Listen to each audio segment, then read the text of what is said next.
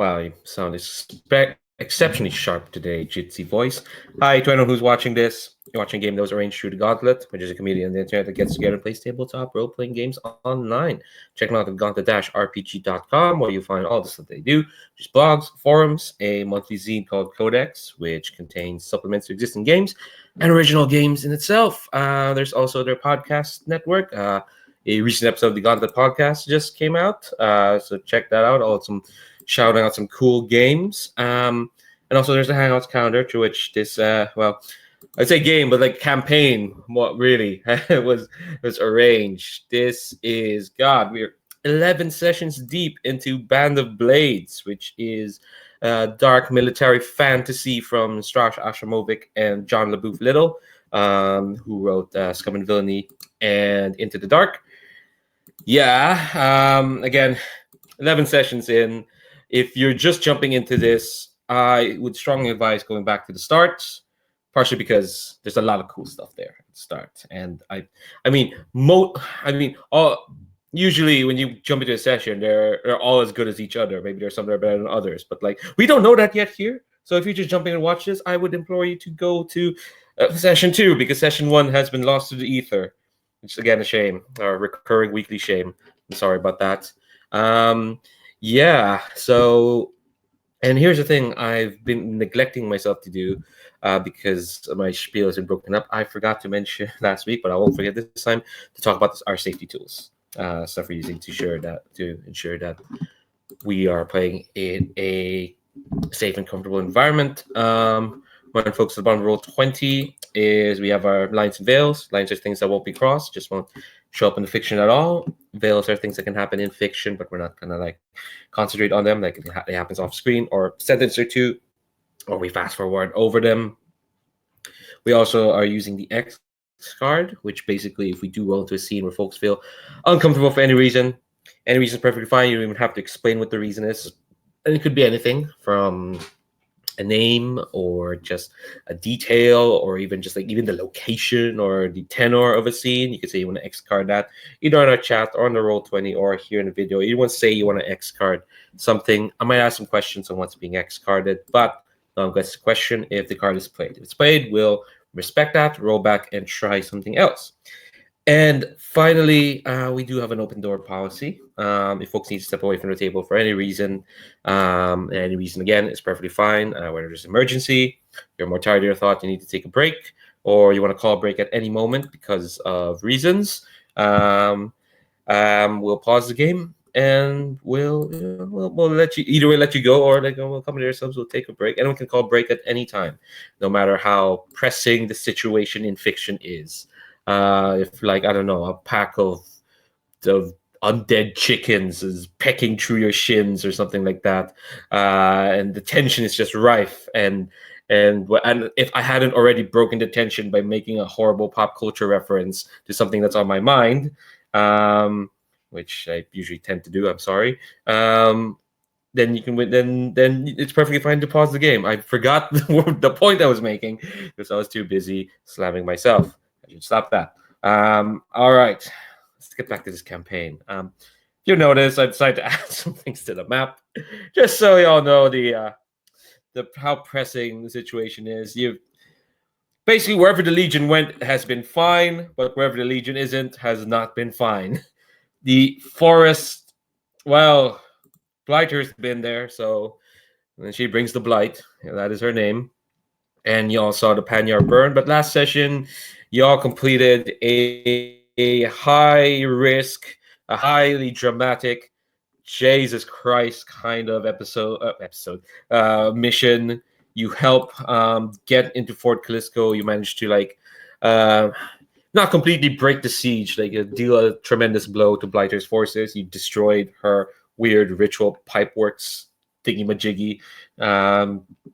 So yeah, you got into Fort Calisco, which I'll read out the description of that place again. It is this long, flat fort that kind of squats in between these crossroads.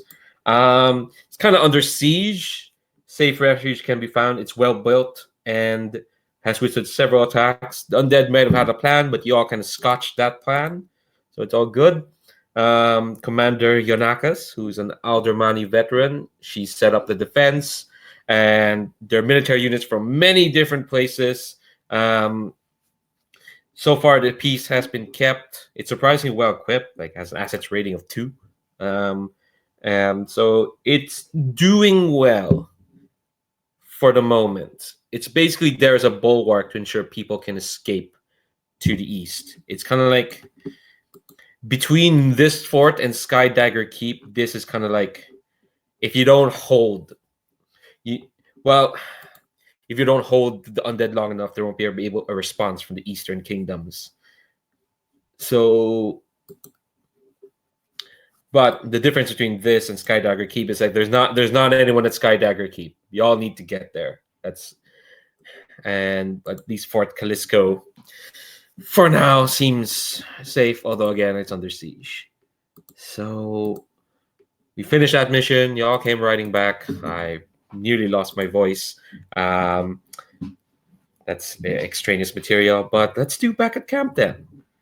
We'll say back in the fort. So the fort is, it's a military fort. There's like, let's see, what are the descriptions of scenes? Solemn faces, basically refugees, crisp military forces practicing maneuvers, makeshift catwalks, and Commander Yonakas patrolling through them.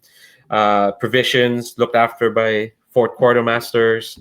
Some merchants being like, hey, we need to get out of here, get all this stuff going. The special rules is, we did one of them, which is y'all got to do a mission before they get here. If you do not acquire a route out of the fort, possibly from some smugglers, missions outside the fort are at -1D to engagement rolls, and the Legion can't advance. So you're kind of stuck here for now. But yeah, let's do back at camp. So let's turn to our Lord Keeper. Should I look up the name of the Lord Keeper? Aswina Shabarti. What do we see?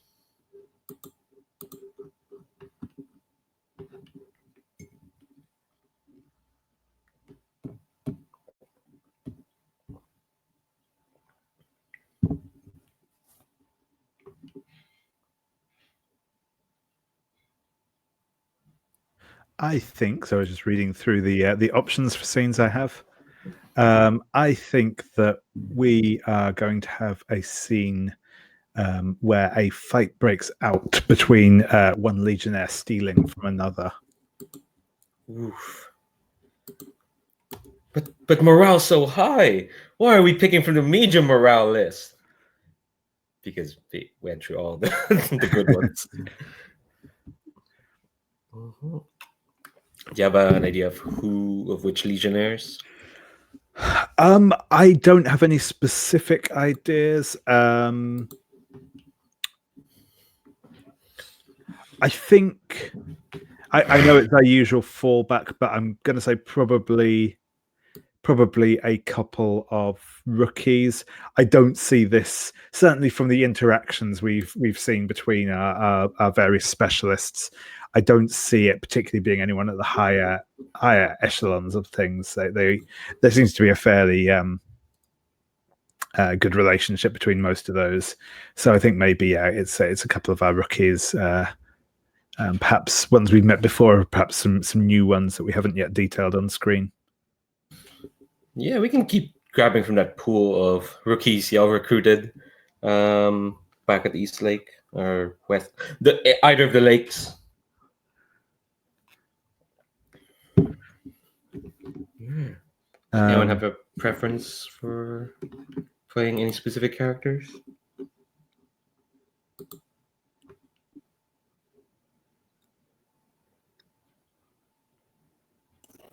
I have just a question about the scenario. Like, is the theft is it an actual theft, or is just one of them accusing the other one? Like, are we? How open-ended is the scenario? I think it could just be over an accusation of theft. I don't think that there necessarily has to be any actual theft taking place. So it could just be an unfounded accusation if we want to go that direction, I think. Maybe the theft, the thing that was stolen is valor or glory. Oh, I can definitely see a couple of the rookies we've already met, like being, sort of having their dander up about something like that. Yeah, yeah. Yeah. Definitely. This is a suggestion. Feel free for anyone to like not take this, but like definitely probably the one non-specialist who's gotten a lot of the glory and attention is Zaya. Do you think there might be, and this is just a general question, do you think there might be some tension between Zaya, who has actually gotten a lot of field experience and has done some seriously badass stuff, and somebody that talks a big game but hasn't really gotten to really show much yet? Yeah, that sounds good. That sounds good. I like that. Yeah. Who? I guess this could be a short one, and I say we don't need to have the marshal come by again. We keep having the marshal come by to be like, "Y'all need to calm down." Although I have an idea for how the chosen can show up. Anyway, But I could maybe maybe it's a situation where basically they get into like this a chest thumping match, and like the rest of their squads basically pull them apart. ooh, So let's see, Zaya is Ember Wolves, right? Yes, I believe so.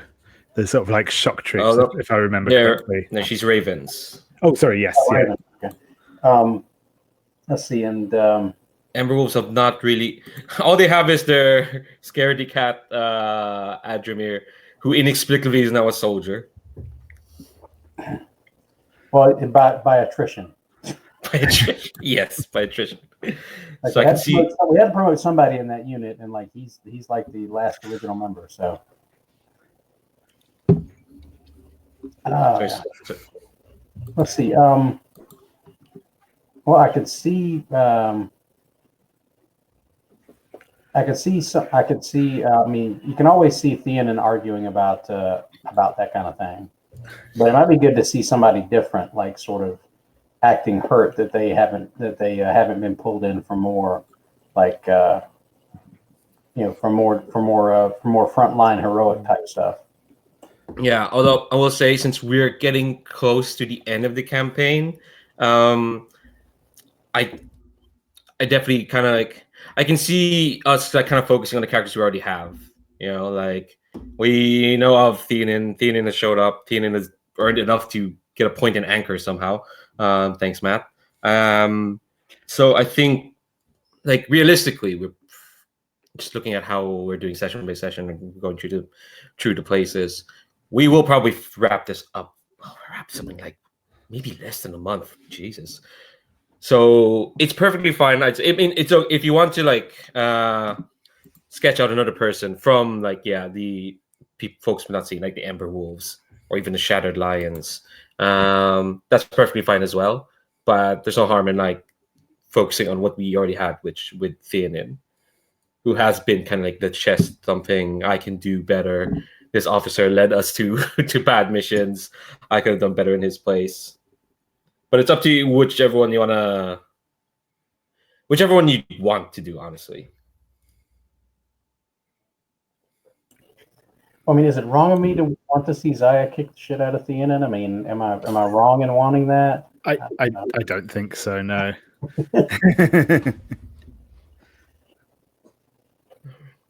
But maybe could it work out something like this? Maybe like Theonin is sort of doing his standard brag about he could that the mission would have gone faster and better if he'd have been there, that sort of thing. And of course, like they're all in like what would pass for our commissary now, and in Fort, whatever's left of the fort, like so they're in there eating, and like Zaya overhears that, and we get to see like how she decides to deal with Theonin's loud mouthing. Yeah, that sounds good. Yeah. Who I do kind of at least get a bit of their conversation in. Who would want to play Zaya and who want to play Theonin? And anyone who's not playing, I'll just either you can choose a character, or I just get y'all to help paint the scene a bit.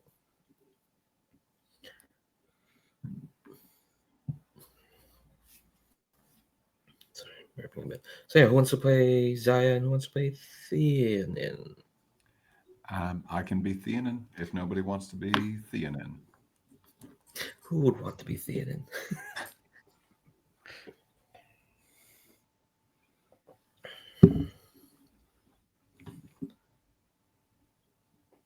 Yeah, I'm on Theonin. That works for me. Cool. Anyone want to play Zaya?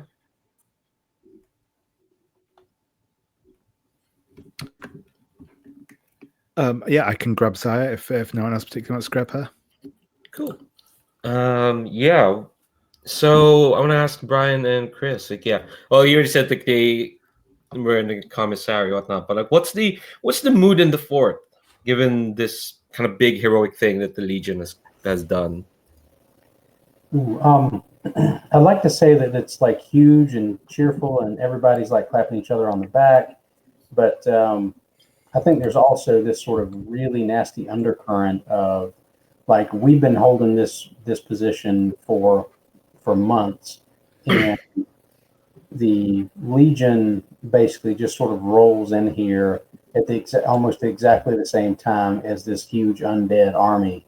Like, is this army really after the Legion? Are they drawing the Are they drawing the undead to us? Like, I think there's sort of an ugly undercurrent that maybe not on the fort's command staff, but among the like more superstitious, like end of the people that live in the fort, maybe the merchants, maybe the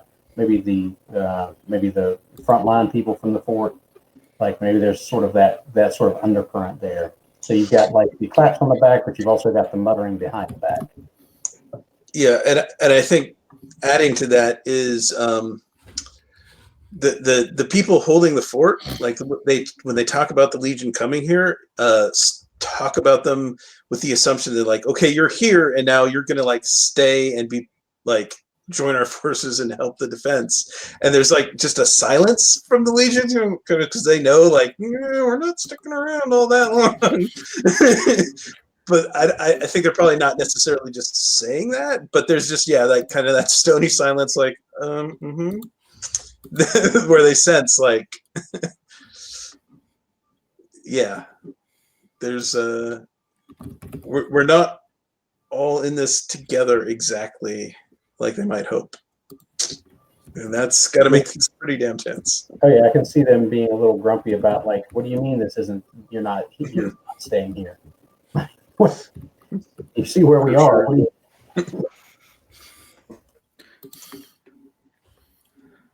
right.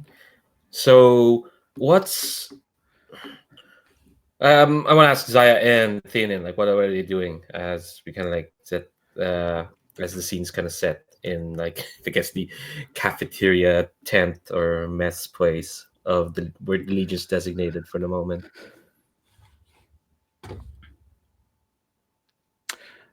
So I think Zaya has been kind of on,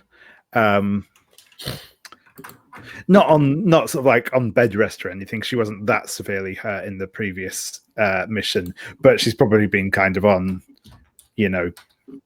lighter duties sort of thing because she is in theory recovering from an injury. And I think she's just kind of possibly a bit bored and is just kind of like maybe she's not even eating at the minute. She's just sort of hanging around the commissary for something to do, chatting with a few of the other the other soldiers, that sort of thing. Yeah, I think Theonin is maybe holding court with the rest of the Silver Stags, especially the newer recruits, kind of giving them the lay of the land, and also complaining and bragging at the same time. Specifically, like why have I not been promoted to soldier? Like the promotion seems to go exclusively on like fiat or a sort of favoritism. Like look at Rashi over there. Rashi went on I think they visited a church service, and he comes back, and I don't know.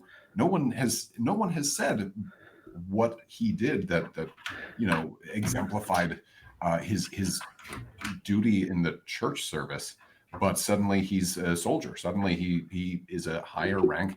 And Kolayevich is a soldier. I don't understand. I have been on so many missions where I have been one of two people who have been able to drag back the specialists who came with us. Zaya over there, Zaya gets promoted because she gets injured. She got injured, and this is heroism. I don't know. So all I'm saying is there is no rhyme or reason to who is promoted, who becomes the celebrated, the star of the Legion. And so I guess the answer is do your best and glide by, because there's no saying if you work hard, that's just there's really no point to working hard, frankly. We survive, and that's the point. Don't try to distinguish yourself in any way. It is solely favoritism on the part of the leadership.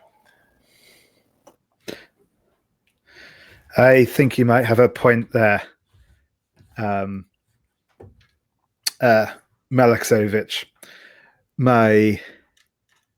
The way I look at it, once you get a promotion, you end up hanging around with the officers more, and I figure they won't spend as little time as possible with people who spend all day whining.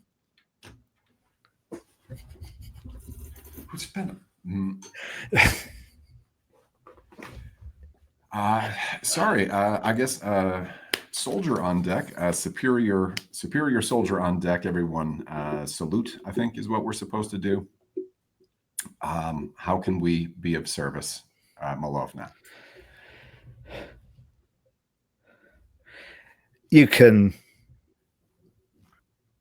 do whatever you want. I'm not getting paid enough to care about what you've got going on here. But the one thing you've got wrong is we're not here to earn honors and distinguish ourselves. That's not the point of it. As Malexovich says, we're here to survive, and we're here to survive, all of us. I've managed that so far. So has Malexovich. We need to work together, and that means doing what needs to be done, whether or not it's going to get you acclaim or recognition from the officers.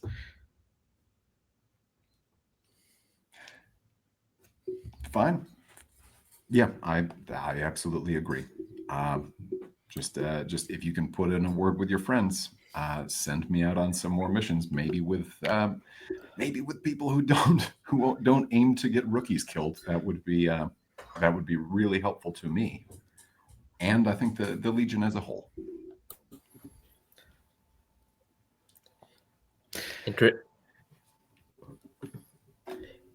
In the interest of things not getting too chummy, I would like a fight to break out. Yeah, trying to find an organic way to do that. Well, you don't have to. It's perfectly fine if you don't think a fight's going to happen. But I think Zara will say, of course, Malexovich, if every mission you go out and ends with all of your teammates getting killed, maybe you shouldn't be looking. Maybe you shouldn't be looking to up the chain of command for the problem. All right. I have seen better people than you die under bad command, and I am ready. All right. How do we? Should we box? Is that what we do? Do we wrestle? Everybody clear? Okay, we're going to clear some tables. I think that your squad, the Silver Stags, kind of start getting up, and Zaya's squad, the Grinning Ravens, start getting up from their seats. It's about to get a bit West Side Story in this place. Yeah, and Zaya's absolutely up for throwing down with Thayan, and if nothing else, because yeah, she's just slightly bored at the minute. So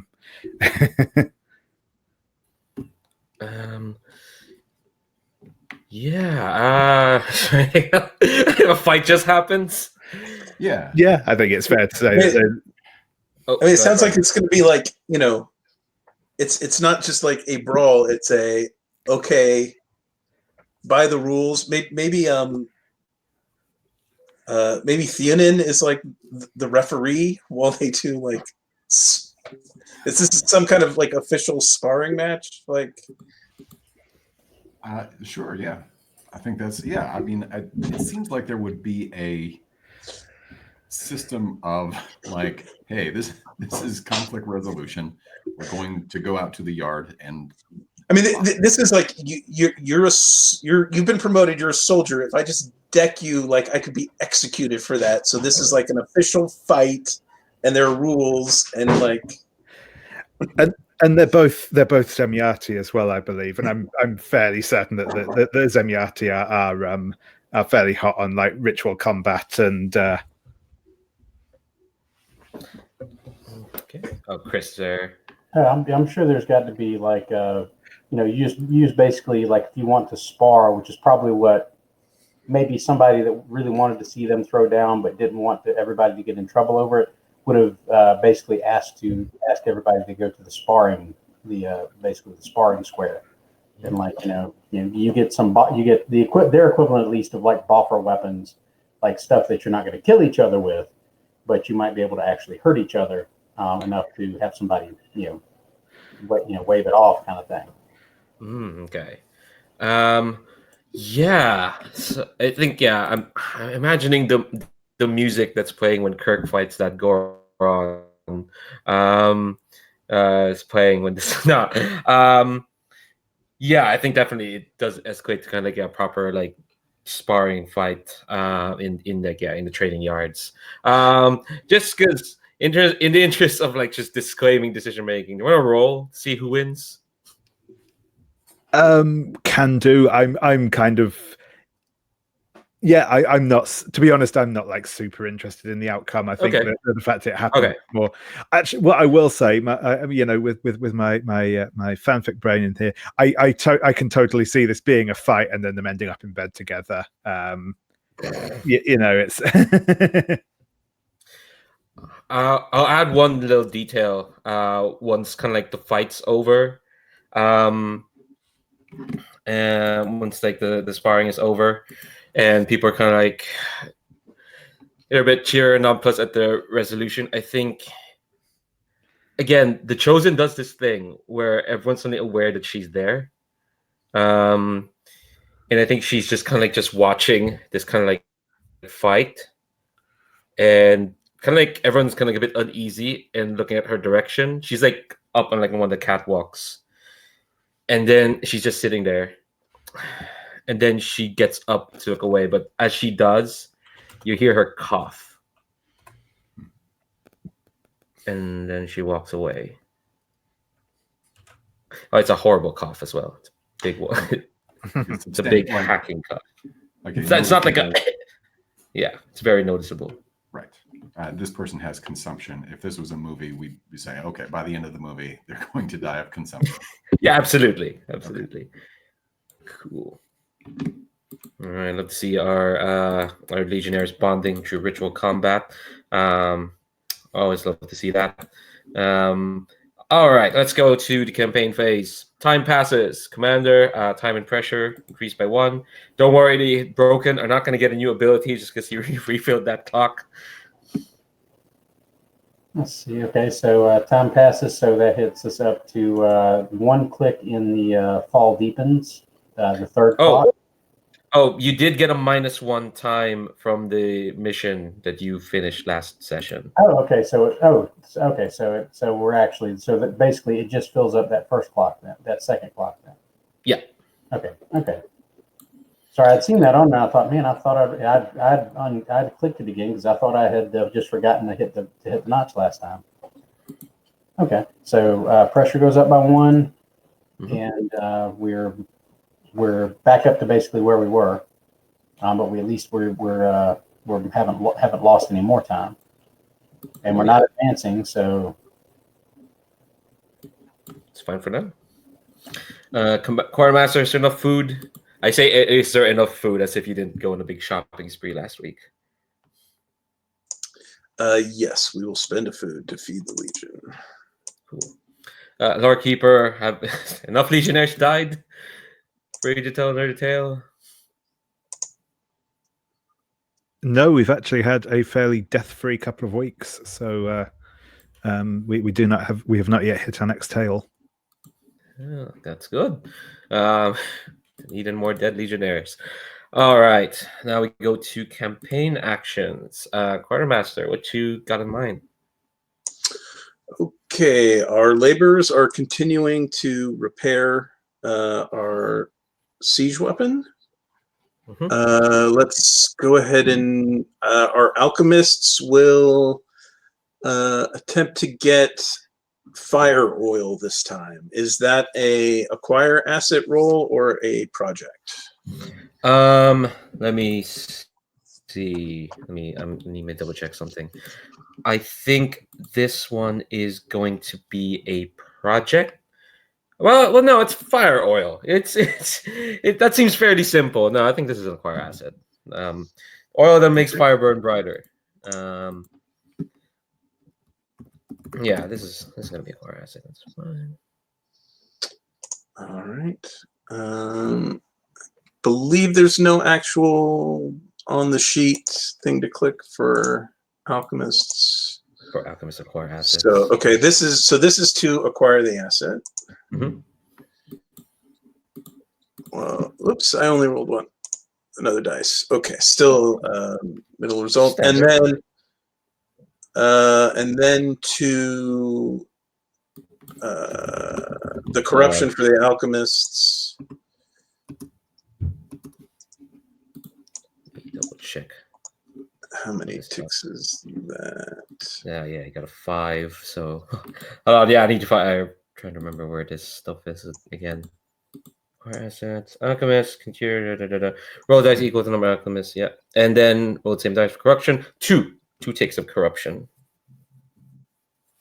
And yeah, I think because it's a standard, I think you get one use of fire, or one batch of fire oil, which is 3 uses. Okay. So yeah, 2 ticks of corruption. We'll keep just evenly spreading it between the two of them, and we got fire oil. Okay, and then for our campaign actions,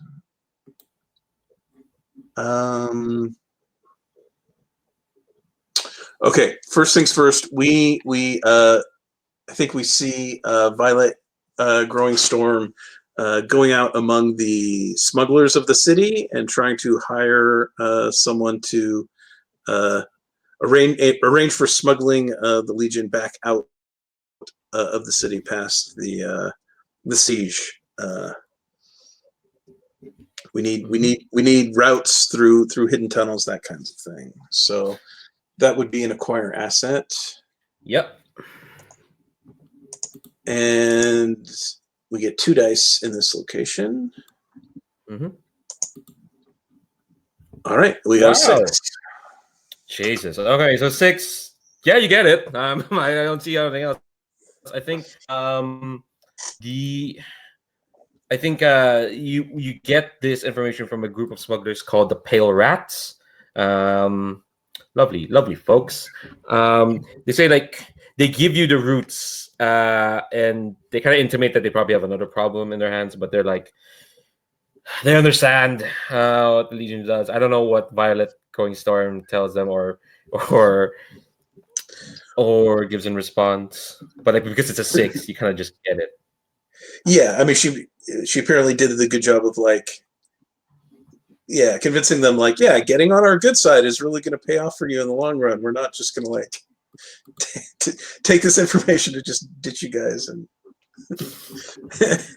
Good. get out of here. No, we're going to be around, and you want to be friends with us because we're a powerful group.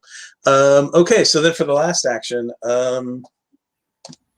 Marshall, how are we doing on stress? Should we just take liberties to relieve stress, or with a few exceptions, we are pretty low stress right now. Landgrave Farah has 6, which is pretty high, but since they are able to boost liberty on themselves, like they'll be fine. Everybody else, all the other specialists are at 0, 1, or 2, which is totally manageable. Outside of that, I have no idea.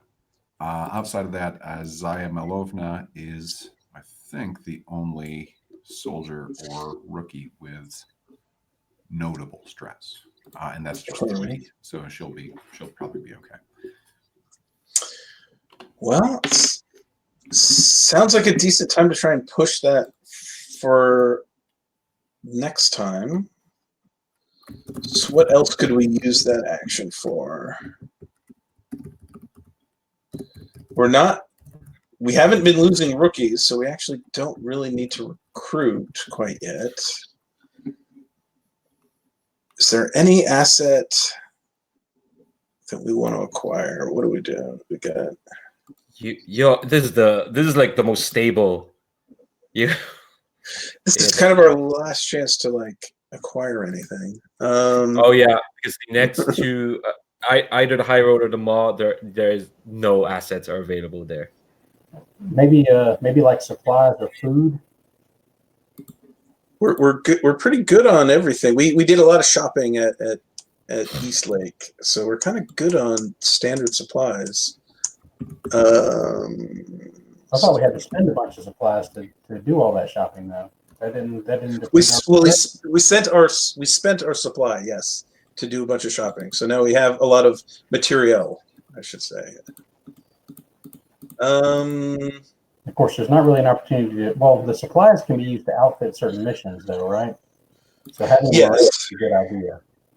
Yeah, I mean, you can never really have enough, but what's your standard payout for just recruiting? Is it like 3 or is it 5 or how many folks? We get a full set of 5, and if we boost it, two of them are soldiers. Okay, so we have 3 openings. So yeah, that's probably juice ain't worth the squeeze for that.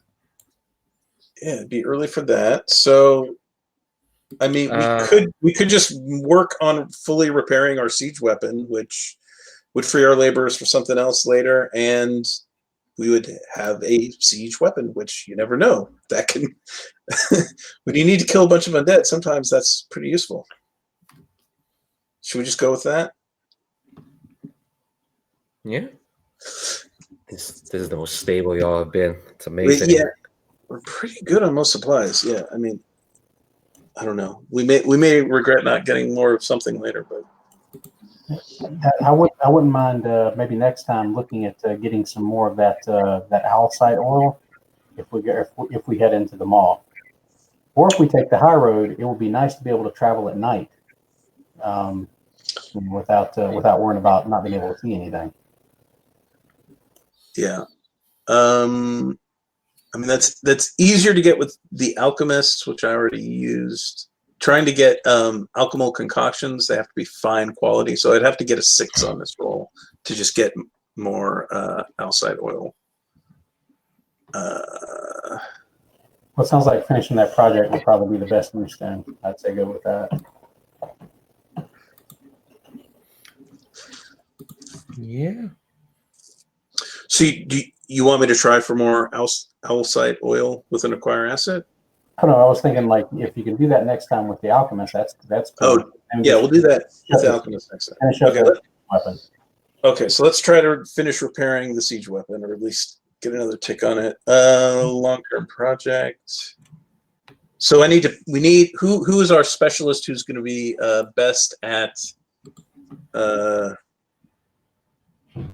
working on repairing the siege weapon. Let's see. Farah has rig and wreck both. I'm not sure if what you would roll for a siege weapon. Seems like rig to repair it. Okay, I think we're looking for 1 dot in rig, but there's probably somebody who's better at rig than her somewhere. maybe not. None of the other specialists. No. Valeria has one. And Farah also boosts anything she's doing. So Yeah, that's Well, there you go. right. There you go. Okay, so Valeria, yeah, you just roll rig. So Valeria, Farah. Farah, yeah. So boosting a long-term project upgrades the results 1 level. Okay, makes sense.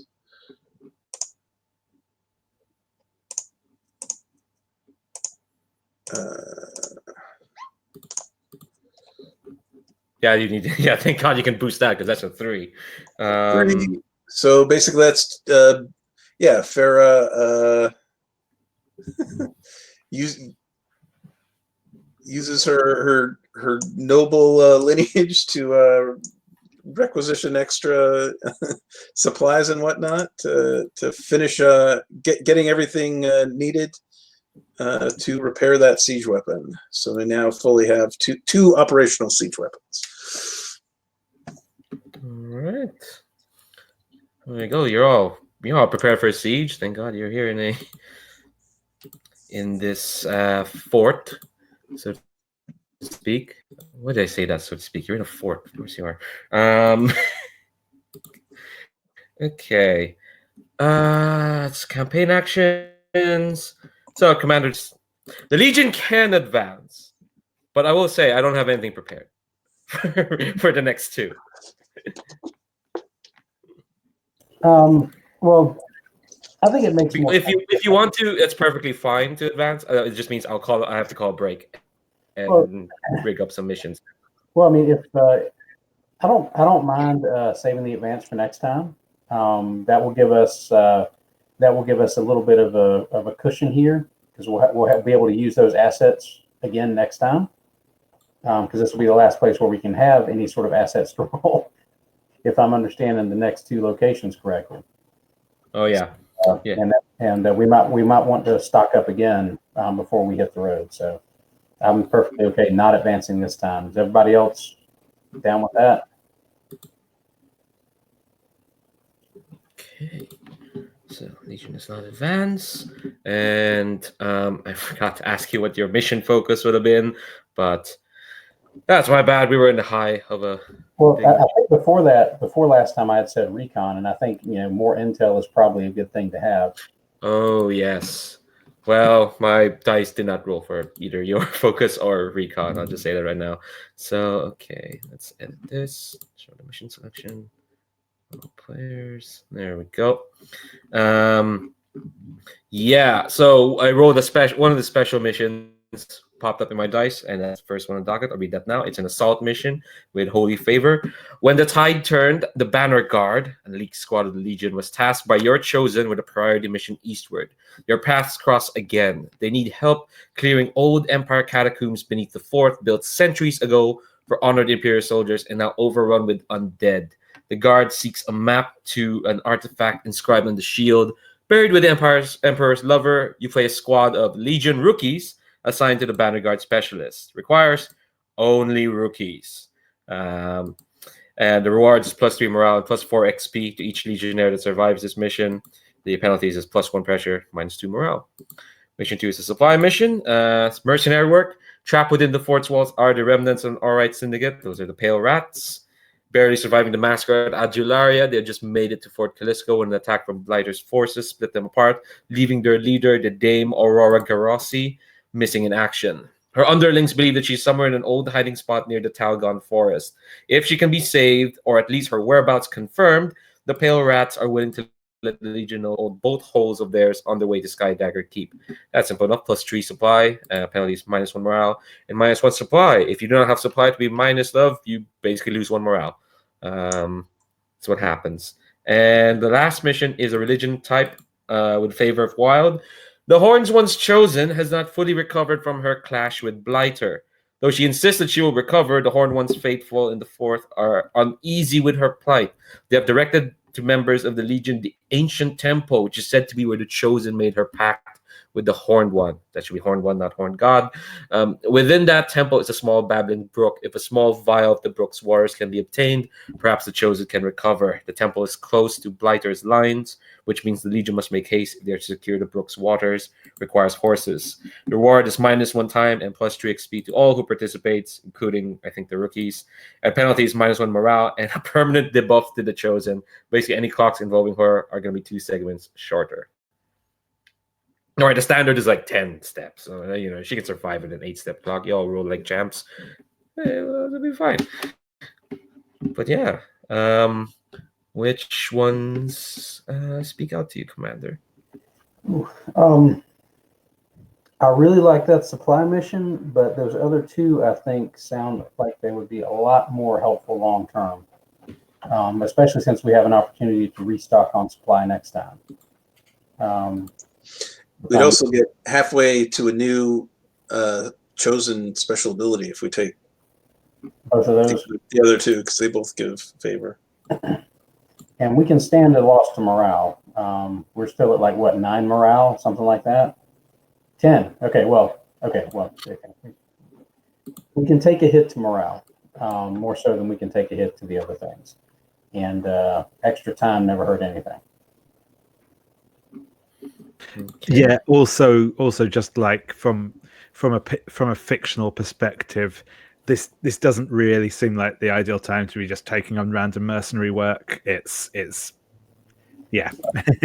This is the end game. Like we're. And one of us says mission type is unearth. Oh yeah, no, that's what I just wrote down. But the thing I wrote is pick one plus favor. I guess technically it is. Unearth means finding an artifact, basically. That's what it means when you roll that in the book. That's religious type. Okay, so it's religious then. Okay. Yeah. Unearth is one of the types of religious missions. There's like a whole range of them for each mission type. Okay. Like Recon has infiltration. Okay, never mind. The assault mission gives +3 morale, which, I mean, as long as we don't completely, murder every rookie we've got, that will keep us at morale, even with the loss of the other ones. Yeah, I mean, we're for sure going to need some of that because we're guaranteed to lose 2 morale. Yeah, for not taking the mercenary work. I feel like in terms of like primary and secondary, like partially because I just like playing with the missions that have kind of a gimmick to them, but like I also feel like running the mission where we just play rookies might be I feel like because the engagement role for that mission is gonna suck, so we might want to run that one. And yeah, that's a very good point. Yeah, so we as a general rule, if our luck holds up, knock on whatever wood you have available, we have a chance of pulling that first mission out of the fire if we actually play that as primary. The third mission, we can probably beef that engagement roll up. I've got an intel I can spend to get us there, and long-term plan, having our chosen at full strength is where we want to be when we, if we're going to really make Skydagger keep count. So, and having a bunch of suddenly much more experienced rookies would be great as well. So I agree with David. I would go primary mission 1, secondary mission 2, and secondary mission 3, and let mission 2 fall by the wayside. Take the hit on mission 2. Yeah, that all rookie mission is potentially a really good chance to get like a squad full of soldiers. That's what it looks like. So, and that would be a huge asset. being able to deploy an entire squad of soldiers. So, does anybody have any other counterpoints to that setup? Okay. Fab. All right. So normally we take the break at an hour and a half, but that's not usually how I do. So let's take a break at this time of the hour. Let's take 7 minutes, come back 10 past the hour, and then we'll figure out what brave rookies we're sending off to gain some experience. Be back at the 10 past mark. BRB.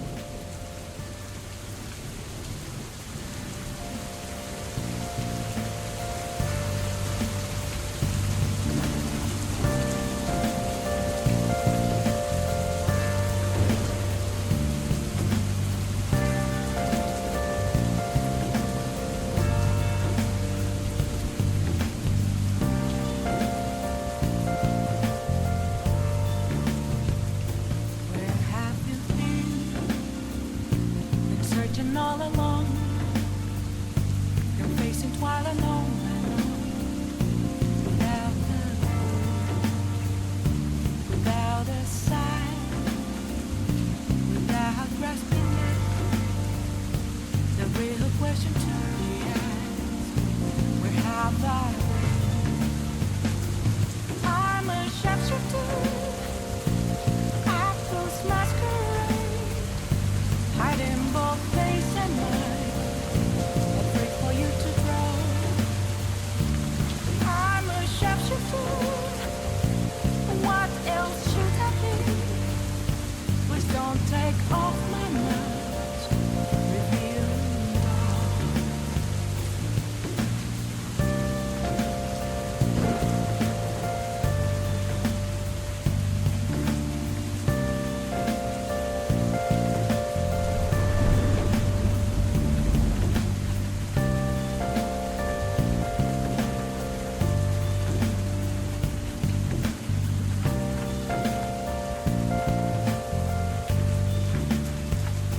Moments of calm, nothing left to be found.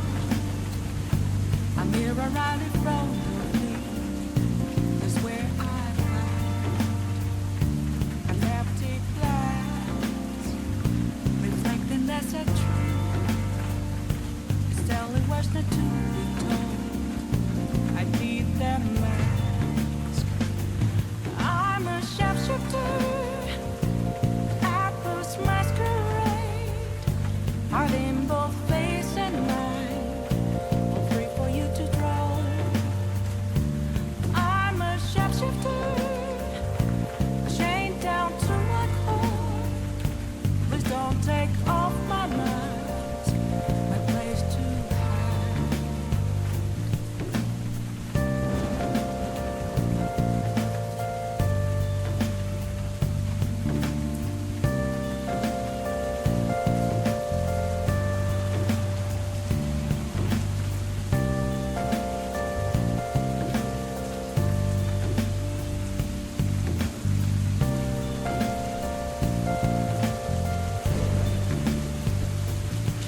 I can't tell you how to see me.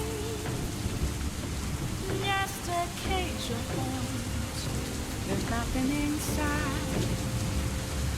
Will it always be burning down the walls? Is there a way for me to break?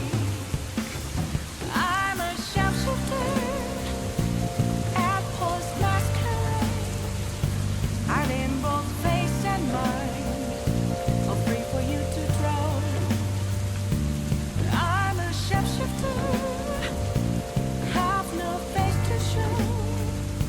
Please don't take off my mask, night in sky.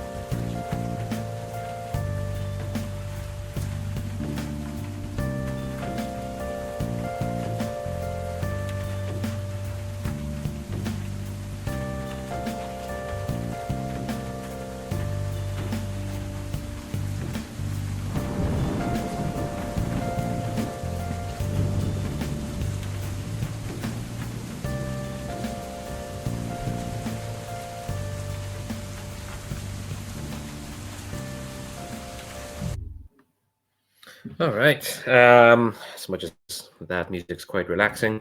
God, Persona 5 Royale's coming out soon. Damn it. Yeah. God.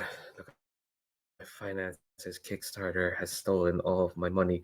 Well, not stolen. No, there are some fantastic creators out there who's making some great work. Who deserve quite a bit of money. Okay. Anyway, enough about my woes. Let's talk about the Legion's woes. Yeah. So I was actually gonna make a proposition, to folks. Yeah. There's two ways we can go about with all this rookie stuff. We can assign an entire squad, in which case some of y'all will probably have to make rookies, or we can just get a grab bag of rookies from all the other squads and just force them together into a big breakfast club situation where they have to work together, and have to please their teachers. I mean, the other specialists. Not that the breakfast club had to do that, but which one's more interesting for y'all?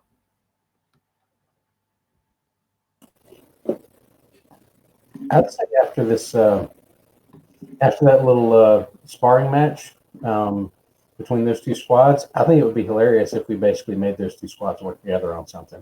It doesn't have to be every squad, but like having some grinning ravens and some silver stags that have to work together, I think would be a great way for the officer and command staff to go, you know what, you guys really need to learn that you all have each other's backs. So we're going to make you have each other's backs if you want to survive.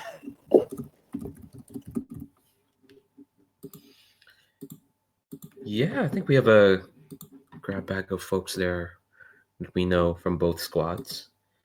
I would say, like, also Zaya technically isn't a rookie, so she can't actually come to this.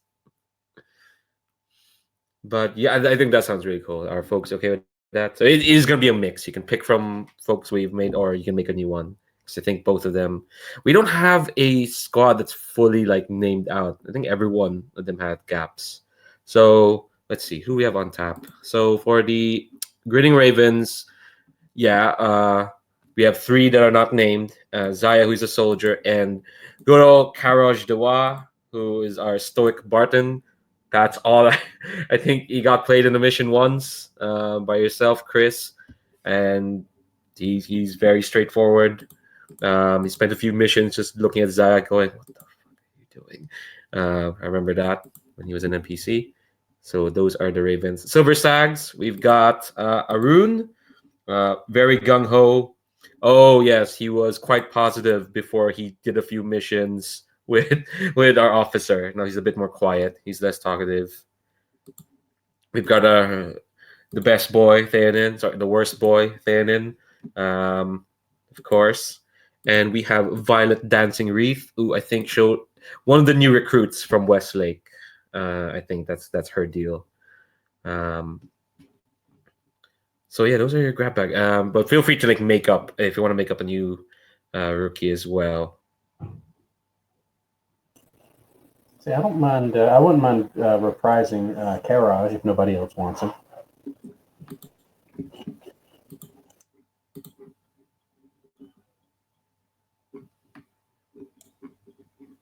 I'll take Violet Dancing Wreath.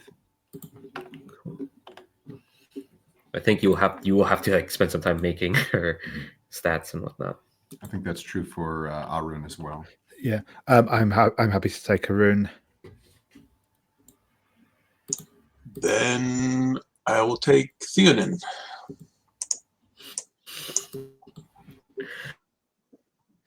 Lovely. Just a point of order, because Matt was, when he was around, he was angling for, it says here in Theon's notes, big, might be a heavy one day. He's got the requisite anchor points needed, but this also goes for soldiers as well. To move from soldier to specialist, you need the starting action ratings for that specialist. So you will need, so for our rookie slash soldiers, you need to fill up the specialist slot. Yeah, what does a heavy need? It's two skirmish, one wreck. Two skirmish. So okay, they have that. And they have I did buy Zaya one wreck in her last action. So. Ooh.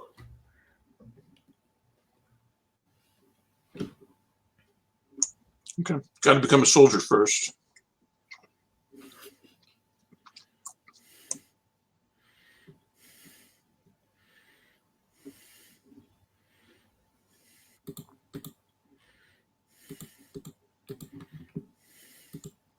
Okay, we'll give you some time to pick load as well.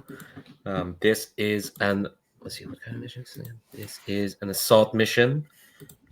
You're clearing catacombs beneath the fort of beneath Fort Calisco, overrun with undead.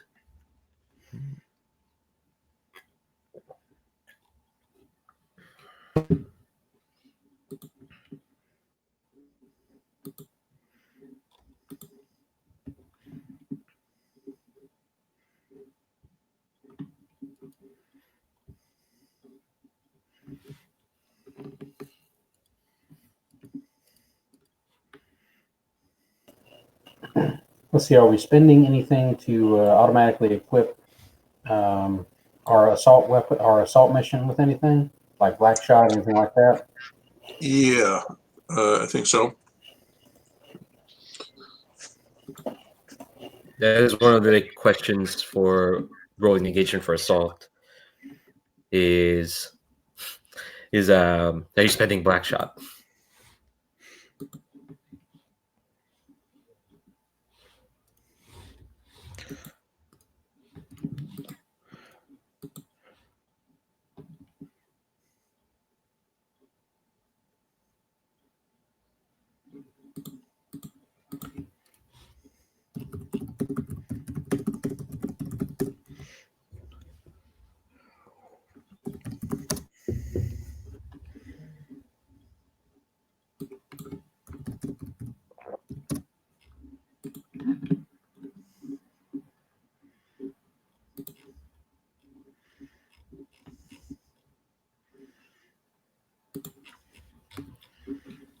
Oh, who are we sending to the secondary mission? We should actually figure that out as well.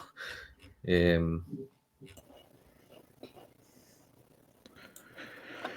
I hadn't thought about that. Who do you have to send on religious missions? I think officers, maybe. Yeah, officer.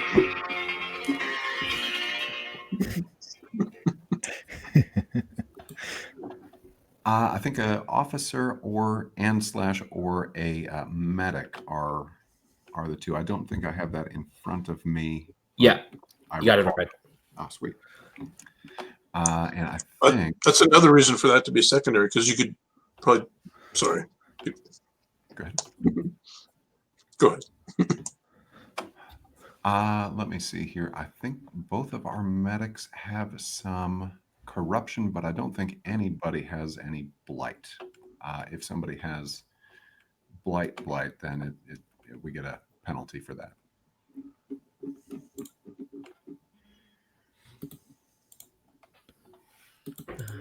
So yeah, I think why not send the officer, and you know what? Let's send Raya, and they can accompany the. Is it a religious mission? They can accompany the Shattered Lions. That sounds good. Huh. I don't remember where we found the Shadow Lions. There's this Viltori Kolayovna, who all my notes just say Zembyati. Where's she? Was she one of those folks admiring the horses? That sounds right. Yeah.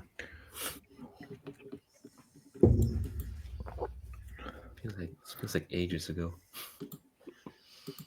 Probably was.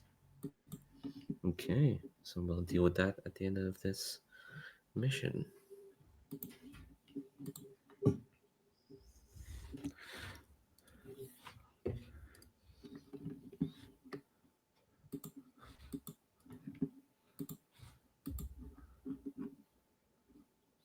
Okay.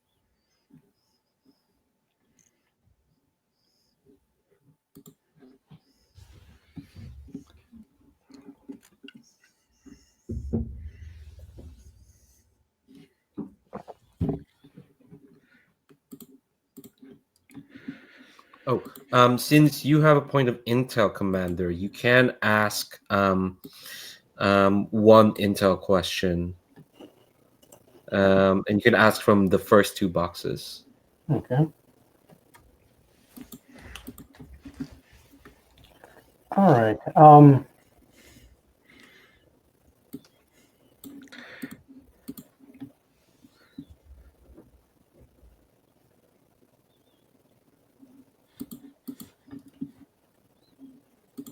Okay, so I can ask one from the first box and one from the second box, the way this reads. So I guess from the 0 or more intel box,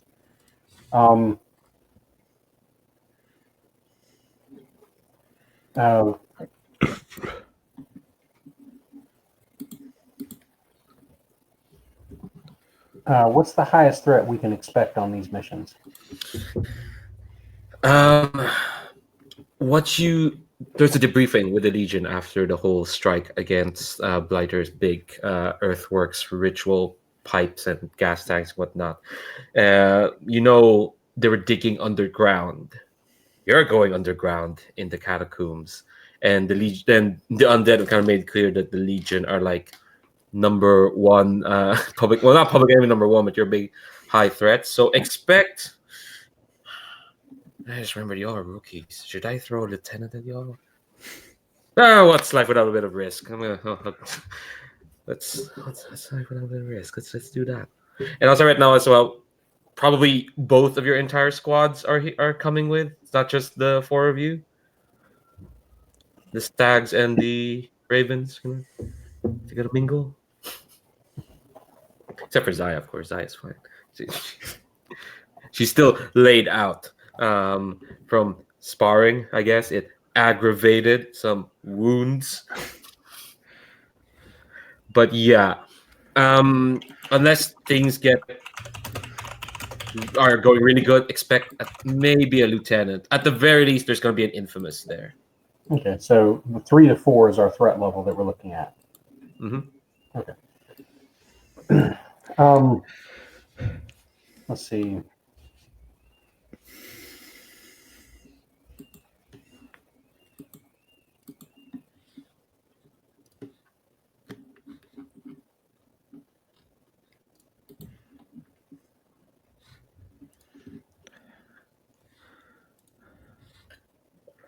Let's see. What's a challenge we might face on the primary mission?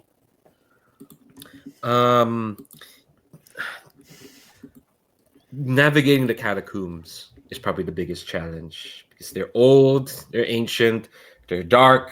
So you're gonna need some light or maybe outside, who knows?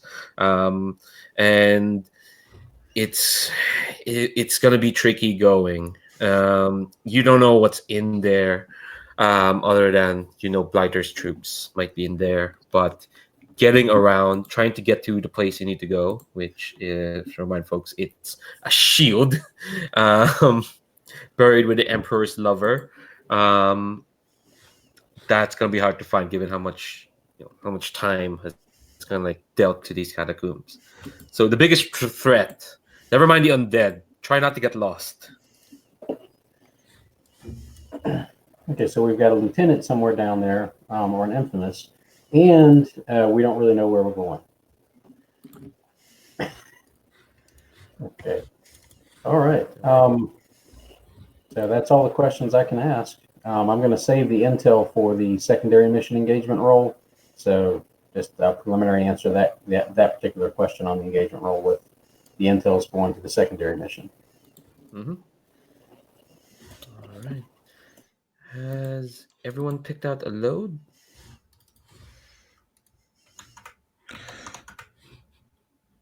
I haven't actually picked the load yet. Are people planning on going for like heavy or normal? I figured heavy because I don't know where we're going to run in a bunch of tunnels. I don't see how to make a running escape out of these things. That's what I was thinking as well. So yeah, I'll go heavy. Let's see, Brian, you said we were equipping Blackshot. Are we also equipping any reliquaries? I think we probably can. We've got a ton of religious supplies still. Yes. Use up those supplies. Well, they're there to be used. Like, come on. Yeah.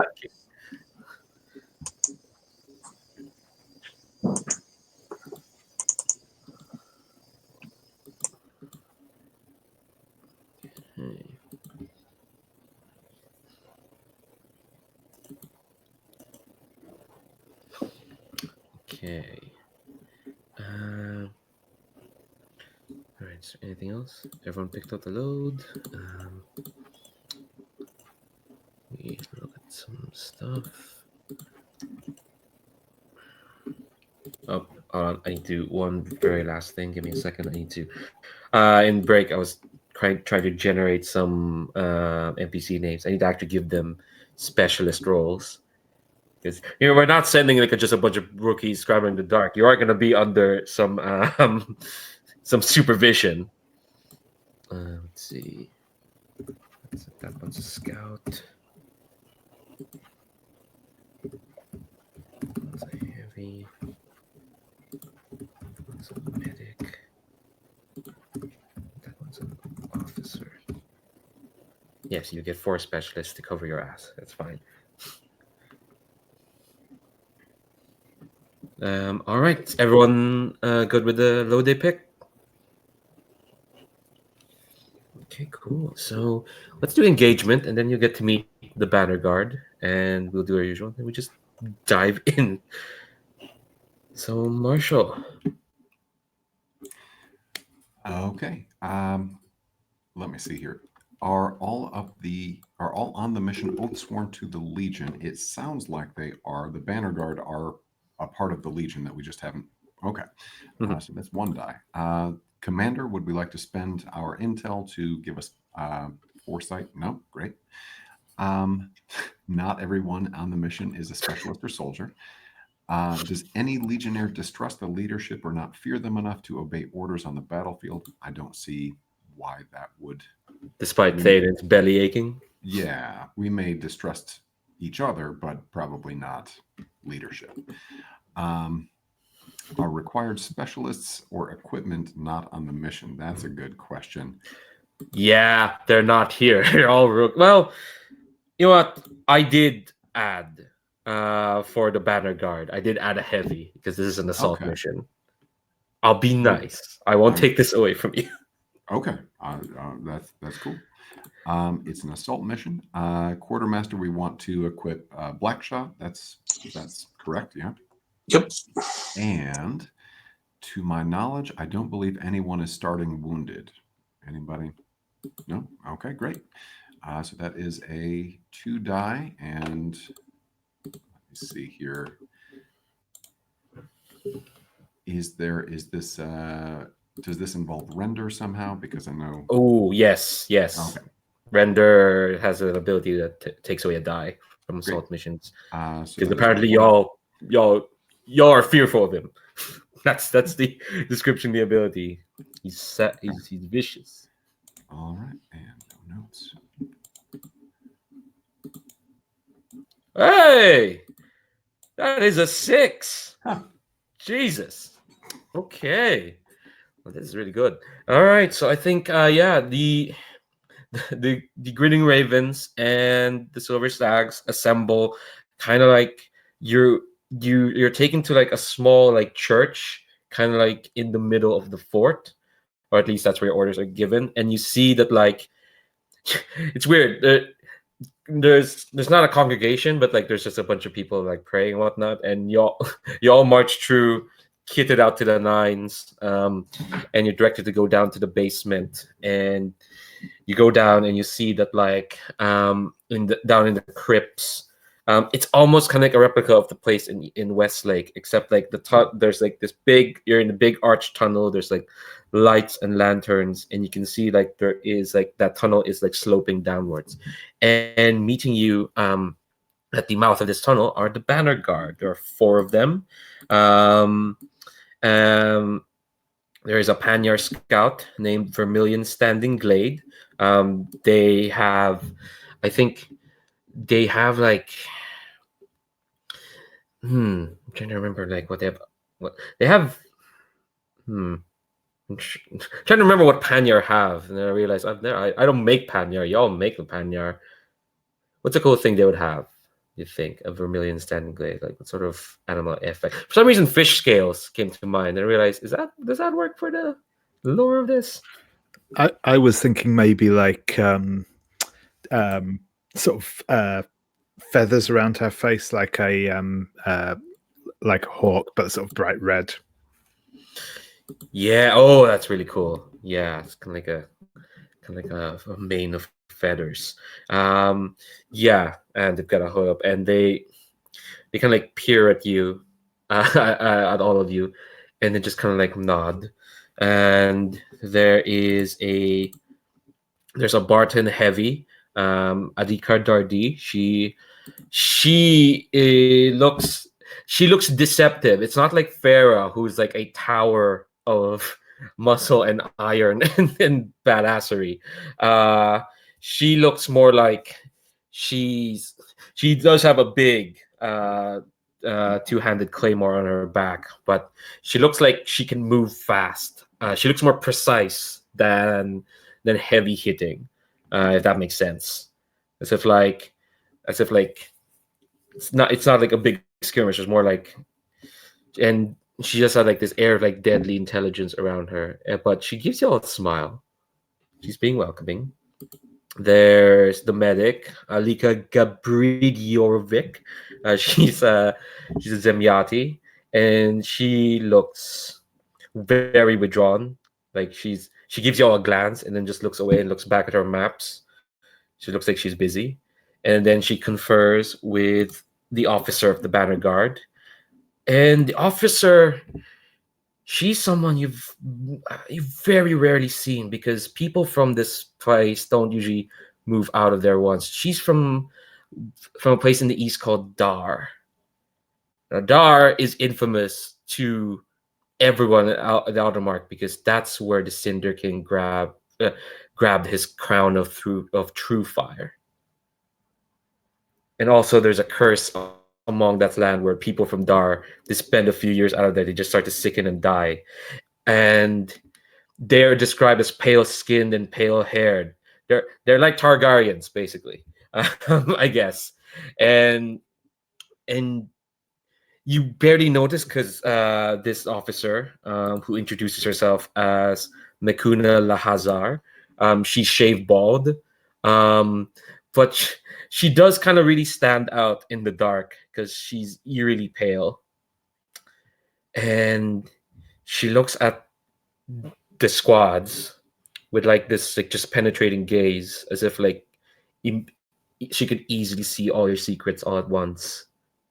And this is the time to like do the usual thing where I ask y'all how are how are your characters' demeanor and their countenance are at the moment.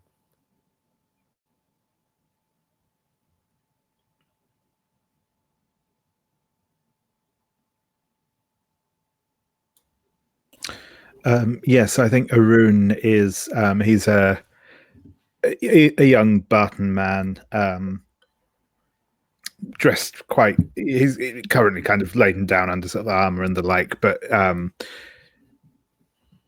he actually looks quite. Yeah, excited is maybe excited. Maybe isn't quite the right word, but he's certainly looking like keyed up and good to go. He has standard gear for a rookie, but he also has kind of a long curved dueling knife in his belt, and he has wrapped around one arm. He has sort of a long tube that looks like a scroll container sort of strapped to his arm. I think he's kind of got like probably quite neatly cut hair, not very long, and a neatly cut beard.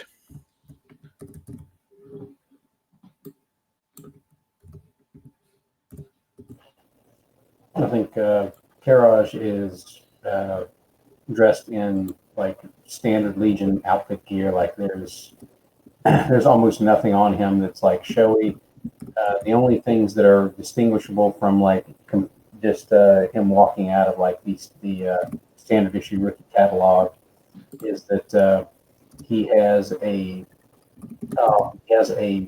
sort of a silver torque around his neck, and he has a sort of basically like it's basically the equivalent of machete, but it's a little bit heavier towards the head. So it's not quite shaped like a Kopesh, but it's something close to that. And that's his family weapon. And he basically, that was like the one thing he took from the one thing he got to take from home that might actually be useful. The other thing was the torque.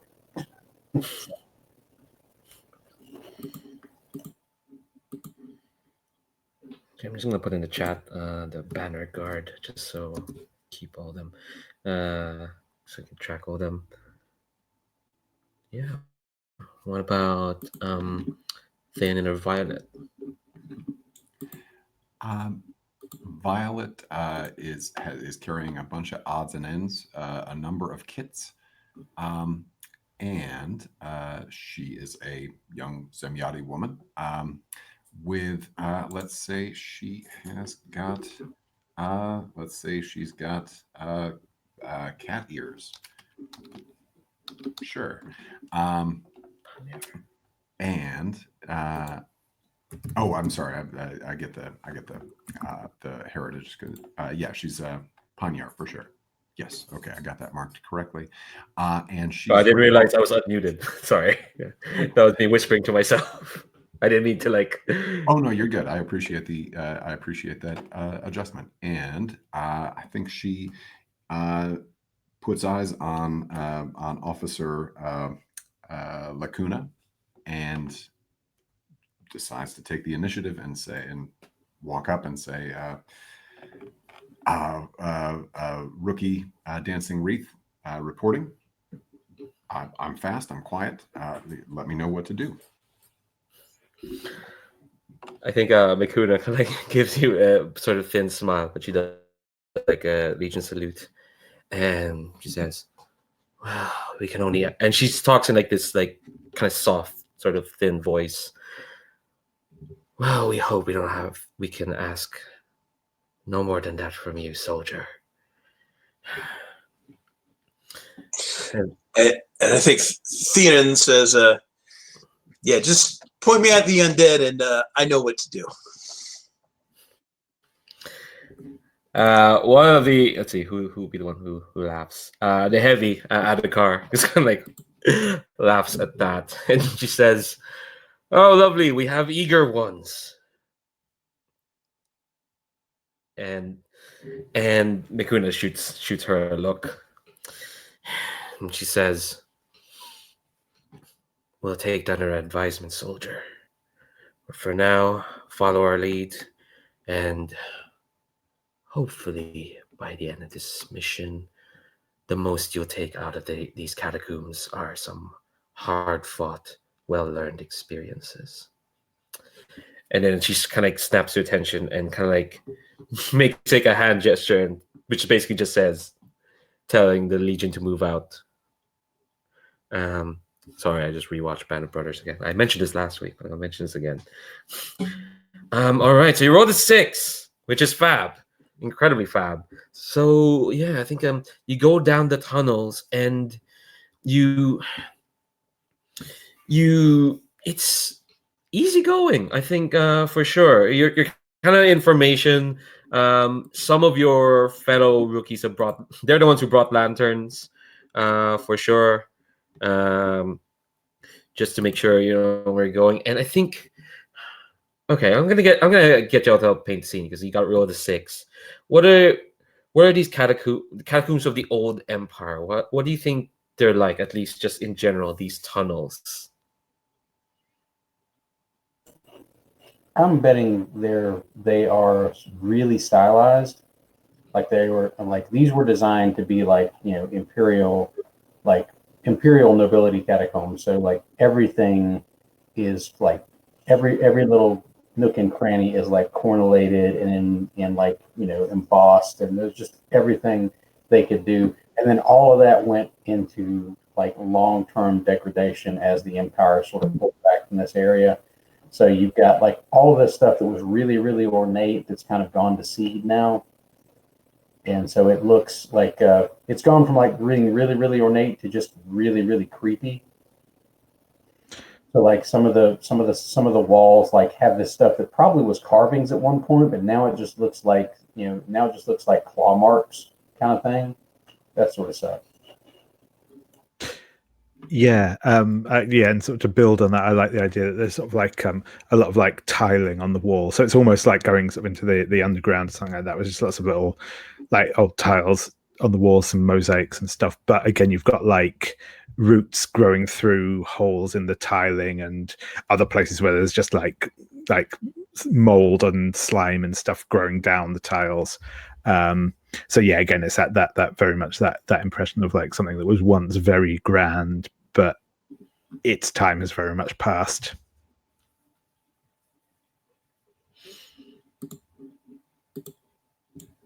I think they're taller than you would expect. Like in my mind, I think underground catacombs maybe 8-foot clearance if we're being generous, but these are 12, 15 feet up. It's stacks of two crypts of places where you put bodies. I don't remember. I don't have the $5 word for that. So, and that provides a little bit more sound resonance than maybe we were expecting. So its whispers are fairly audible. Yeah. Faden, is there anything you want to add?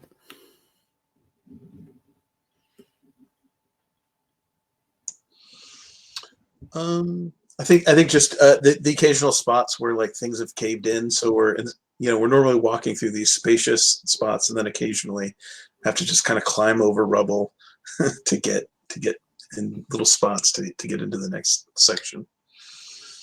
Yeah, I think I'm gonna build on the acoustics of this place, and I think it's a bit maddening because you swear, not swear, you can hear spitters in the distance. The sound of their spit, just resonating amongst the walls. And I think at hearing that, like Mikuna, the officer, kind of like orders a halt and like tells and directs everyone to like an alternate route. Here's where the 6 is going to, and I think it's a bit longer, but you get away from like the spitters, and I think you end up at this like what looks like this large kind of, no, it's not large, it's long. It's like this long rectangular hallway, and you can see that like the sides are just lined with graves, and there is like just, as you keep walking down this hallway, there's just like a lot of them, and every now and then you can see like there are other branching paths from this hallway. Every time you pass by, Vermilion's just like, no, not here, and you just keep walking until like you get to like kind of like an antechamber, and I think but you hear like the spitters again, but this time, and there are like 4 tunnels coming out from this antechamber, and in one tunnel from all 4 of them you kind of hear spitter activity, and you hear like shambling footsteps coming from one of them, and Makuna, the banker, kind of like nod to each other, and Makuna says like, all right, we're splitting up into 2 squads. One squad will take this tunnel here and will secure an exit route to the alternate route to Fort Calisco. Another squad will press on forward and acquire the map that we need. And I think she probably would know better, but she does kind of like mix and match the squads so that inexplicably the 4 of you, well 3 of you I think are in the same squad, but one of you, Karaj, is gonna fall in with the Silver Stags, and probably another Grinning Raven. So that's kind of like the mix. So there's 5 rookies, and we have another. Let's see, do we have a name? Ravens? No, we'll name them later. I think the you 4, including the 5th one, are following the officer and the heavy, for sure. I think there is some talk between the. You see, like the banner guard kind of like have this discussion, like, oh, who's going with the medic, Alika. They're having discussion as if like they went through their own season of Band of Blades. They went through their own campaign. That's kind of like the feeling. And then Alika says something, and she kind of like, her and the scout kind of head off to like the fort, to secure the route to the fort. And the officer kind of like leads you forward, and I think leads you more to like more dark tunnels, and she has the light. This is me getting you through the first obstacle, just to lay it all out, for sure. And then we get once you climb it, once you walk through the tunnels, suddenly you feel like air, like quite a bit of air, and you see like quite a bit of light, I suppose, and you get to the end of the tunnel, and you see that you're standing like there's this great big chasm like in front of you, and this gigantic chain kind of like connected to where the platform you come out of, leading towards like forward into like the dark. It's like a big long chain you can walk on. Yes, I'm stealing another Dark Souls thing. And I think the officer will kind of like lead the way, And I think while you're walking down this chain again out into the dark, the acoustics are like again messing with you. There's like noise coming from your left out in the gloom. If anyone wants to do anything to like figure that out, it's fine. You can keep walking down this chain. Let's see. I think I might want to do like maybe a flashback with Karaj. Mm-hmm. One of the things he has is one of his qualities is that he is very well educated.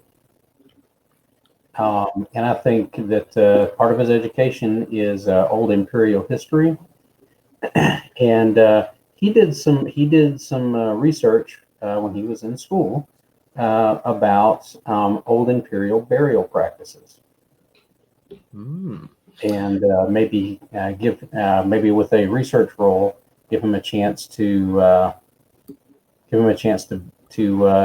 see if he can figure out like how this chain fits into everything. Like, where basically what if this chain is here, like what would under a standard imperial setup, what would the rest of this like area look like?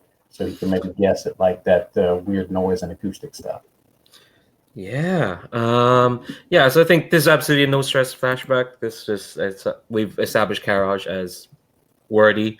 So I think. Yeah, well, I think the risk is trying to figure this out, trying to remember this before something bad happens. So there's still going to be a bit of risk. So yeah, research, yeah, controlled, and I'm going to say because we have established this in the past, this is kind of great effect. This is pretty good. Actually, no, I shouldn't be too nice. This is standard. I think this is something you did learn, but so it's controlled standard. yes. Do you want to push yourself or? No, I already get a bonus of 1. So because I'm well educated, this research role, so I'm going to go with the 2 dice and keep my fingers crossed here. Okay. I'm sure I'm going to need those stress points later to resist things. Okay. Fair enough. All right. Controlled standard. That's a 5. So, yeah. Let me just scroll through some stuff. You got a success, so I kind of want to punt this to you. What is this? What does this chain kind of like signify? Well, I think we've established that these catacombs are at unusually high, like the ceiling, they're high ceilinged as opposed to your standard, like maybe 7 to 8 foot ceiling catacombs.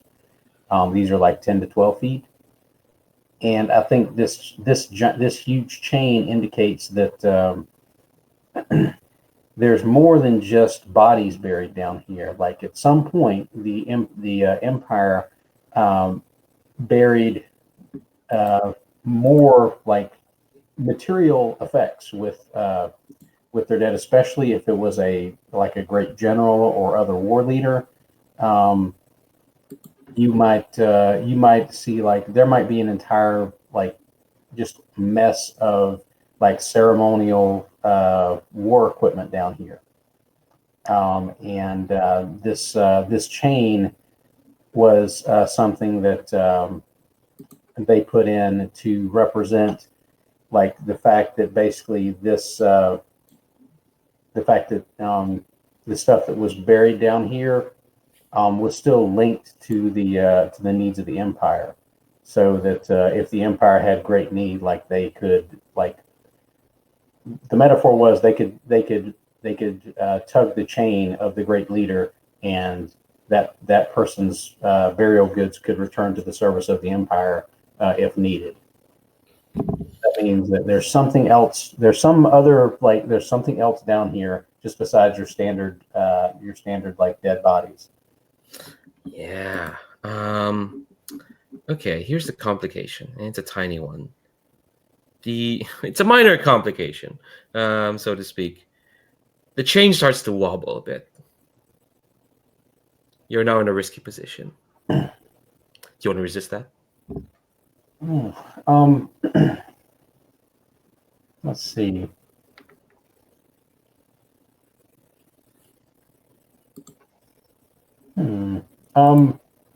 What would I be resisting it with? Insight, prowess, Ooh. I think definitely insight. insight. Okay. I'll give it a shot. So let's see how this goes. Okay. Oh, okay. One stress. So Stress. Okay. So the chain wobbles, but the chain. There's nothing untoward to it. You're over a big chasm, so it's not completely a sign yet. I mean, you all look to the officer, and she doesn't seem that perturbed. So clearly, it's just not a sign yet. Okay. So and I think that Karaj will kind of, as we're moving, like he will relay in whispers like what he thinks this chain being present in this thing actually means. And, what maybe he'll like whisper things that were uncovered at dig sites of the old empire with similar like layouts to this. I think the heavy Adhikar makes a remark as if like, oh, he's almost as he's almost as smart as Kirish. Remember Kirish, officer? Ma'am, do you remember?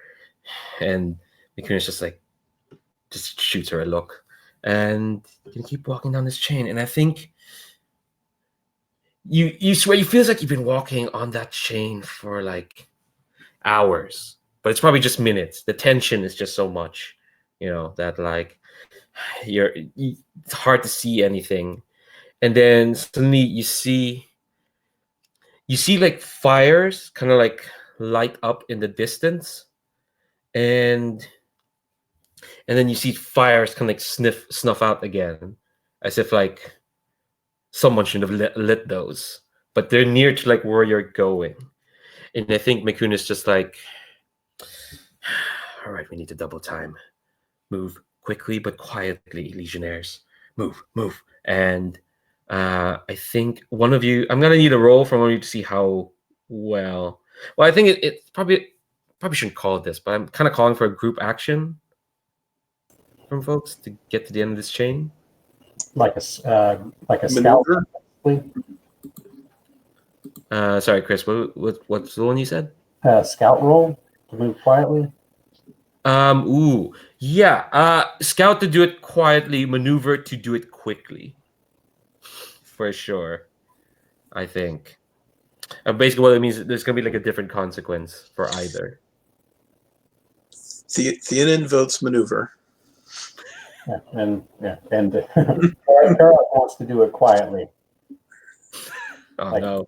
we can all hear the undead all around us, but still.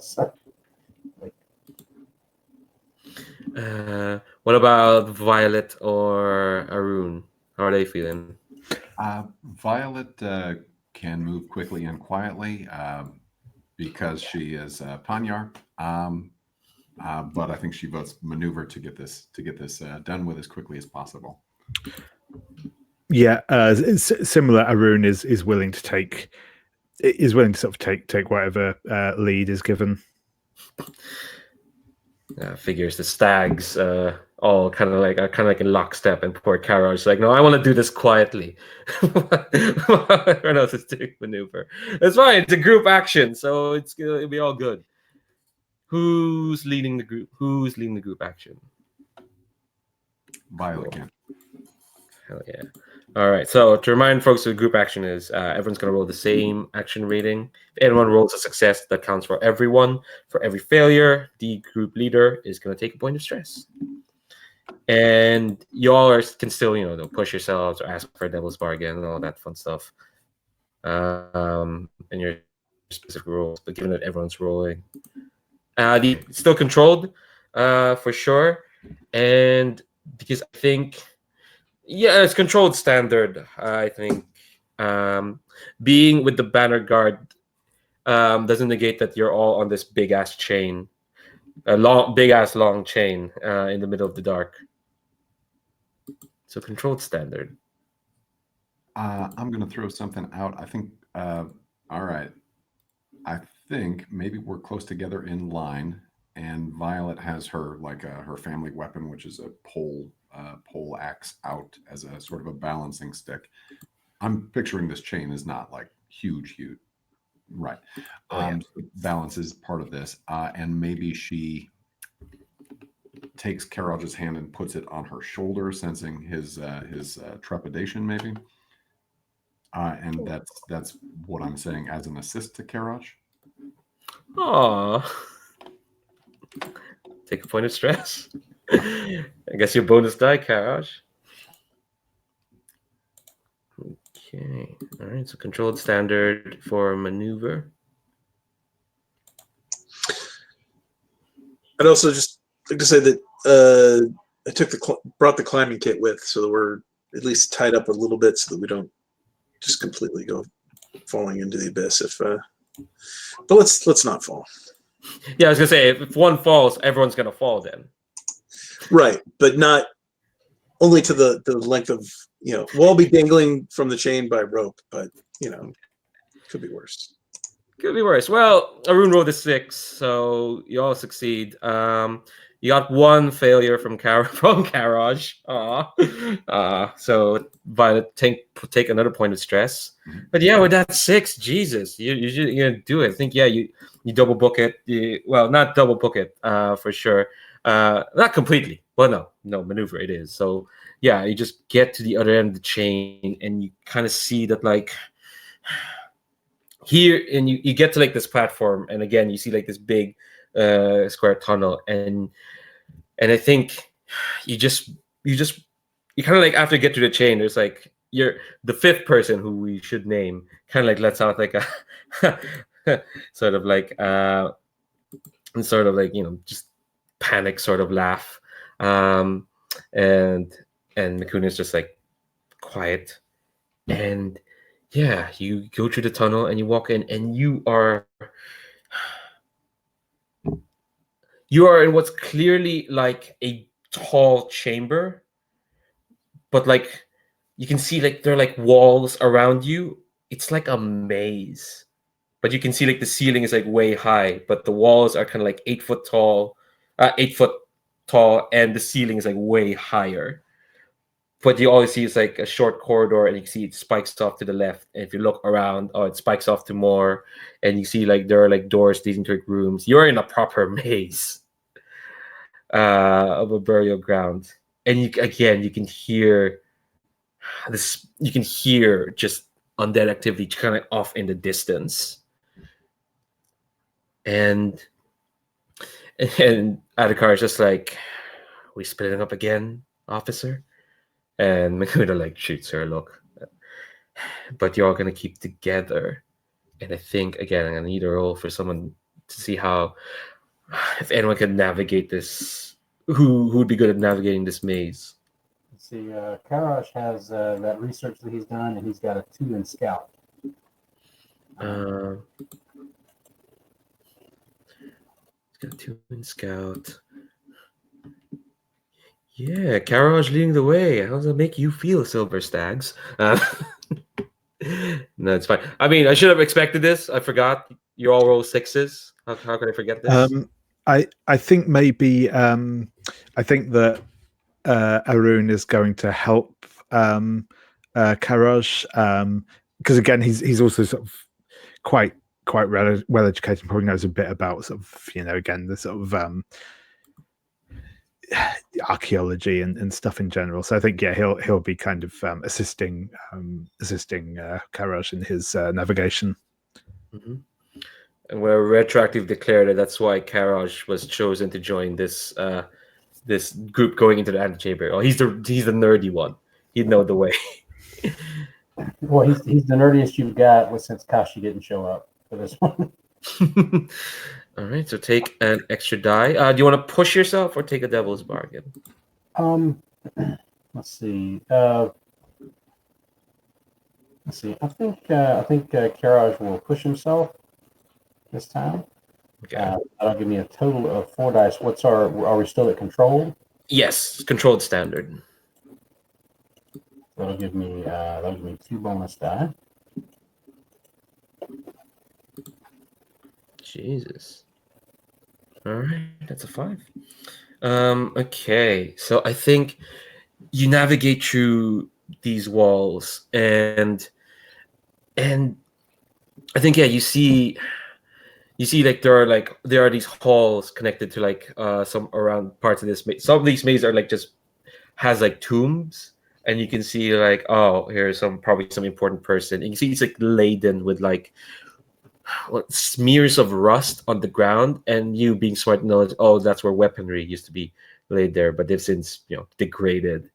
It's been so long since anyone's down here, so there's like a lot of like just dust, and there are some of you would notice, remember, like we see like, oh, here's some faded books, here's just some rot over there, and you navigate through it fine. And I think you are gonna like, Mikuna just kind of like says like, all right, we're quite close, and I'm gonna make a 6-step clock for retrieving the shield. That's what these partial success. If it was a bit more, I would have added a tick to it, but I'm gonna make the clock appear. But here's the complication, and it is almost exactly like the one I gave you, but how you put in a risky position is a bit different. All the undead noise just suddenly stops.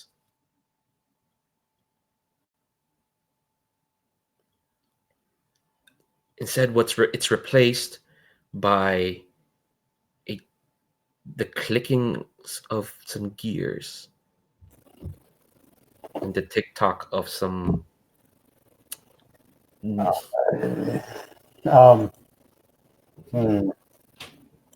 Guess I will try to resist that. Okay, you really don't want to be in a risky position, huh? Yeah, I would. Not with a bunch of rookies. Not if we can help it. Okay, fair enough. That's what the resist is for. All right, so you are going to be resisting. I also with insight. Okay. All right, I'm going to make that clock appear. If you manage to get through this without having to fight anyone, and then Theoden gets promoted to a soldier despite not getting to fight anyone, that would be amazing. No, I think it'd be hilarious if like everybody else made it to soldier, but just not them. Everybody else, just not him. That would be hilarious. Like I think he might literally like have an aneurysm. Okay. Let's see. So here we go. Inside. Ooh. What? Why am I rolling 3 dice? Oh. I only have inside of. I should only have a 2. Huh. That's weird. Oh. Did you? Oh, that is weird. Yeah. Inside. Like I didn't see any bonus dice. I don't have any bonus to resist on inside. Yeah, that is weird. Why? Try that again. That is weird. Like I'm submitting with no bonus dice. 0 bonus dice. Oh, do you see there's a box click? Do you see under prowess there's a box click? I think that adds a dice to every resist roll. Well, it's got a separate one under every, because he gets a bonus die to resist in prowess. Yeah. Weird. Okay, well I'll uncheck that so it stops doing that. Yeah, see, Brian just rolled it, and then 3 dice. I'm gonna uncheck that because it should only add it to prowess resistances. Oh no. All right, so let's see it again. Here we go. Here's inside again. It's still doing. That is weird. Why is that happening? It's reading 3 dice in there.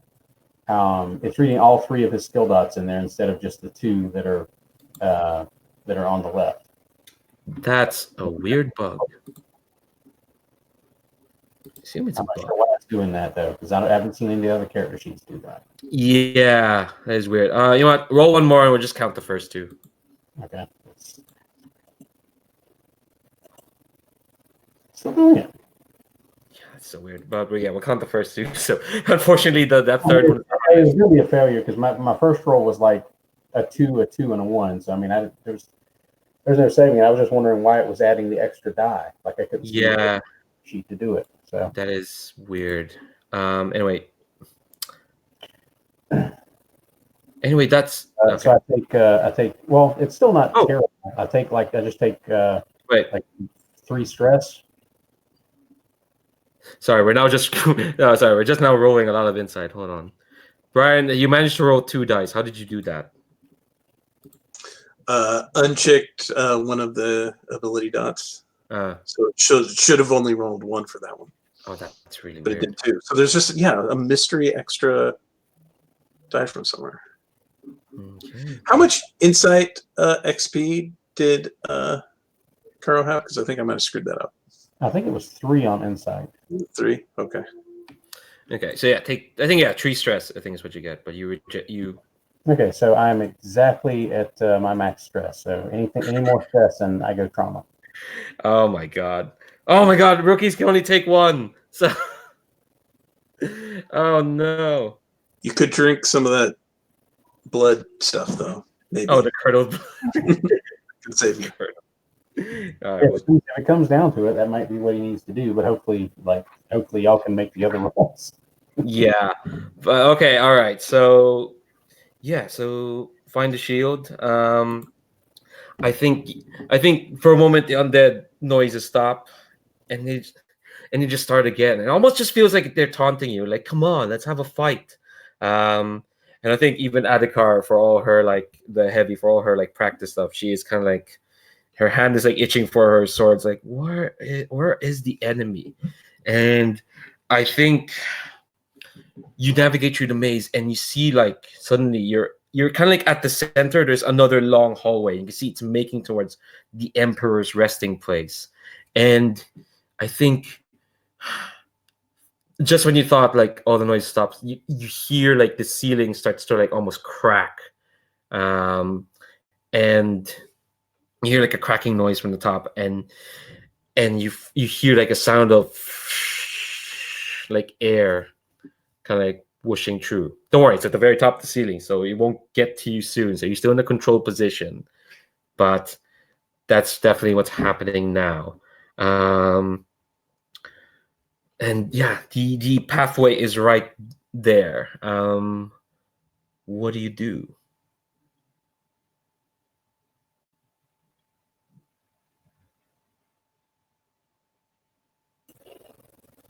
Guess we try to get to where we think the shield is. Okay. Like, did Kara just roll basically get us through the maze part? Is that okay?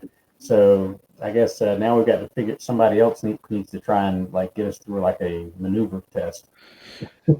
I was wondering. Yeah, I think maybe Arun will take up the lead and start. And he's kind of doing the classic D&D thing of kind of looking for any traps or deadfalls or anything else on the way there, because there might be some sort of protection. So looking for tripwires and all that sort of thing. Cool. What are you rolling with?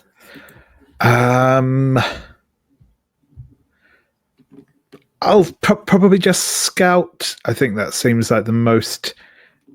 I could see it being a scout or a maneuver, but I have the same rating in both. So scouting is like gathering info, looking at location. Yeah, so yeah, we'll call it a maneuver maybe. Okay. I should realize most of you are heavy. I should have made that maneuver harder. Okay. Yeah, it's still gonna be controlled. Maneuver is probably gonna be a bit limited because you're wearing heavy. Sort of.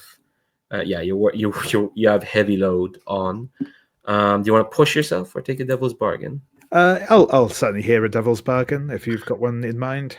I'm gonna put a 6-step clock on the field. It's called the other squad. Whenever that clock fills up, a member of that squad will die. It's 6 steps, so yeah. Yeah, I'll take that bargain. I think that's an interesting one, and I will also push myself to increase that effect if that's okay. Oh, you can only do one or the other. Sure thing. Anyone assisting? That's the other question. I'll assist. Cool. Thanon helping his buddy. All right, I'm gonna put that clock there. The other squad. Yeah, imagine the other squad is like fending off like 4 lieutenants or something. No, not 4, 2 at the most. While you're having a cushy, well, not cushy, but like. All right. So that's That's a 5. yeah. So 5 unlimited. Okay. So, again, I'm determined to drag you all to a risky position. So here's kind of what happens.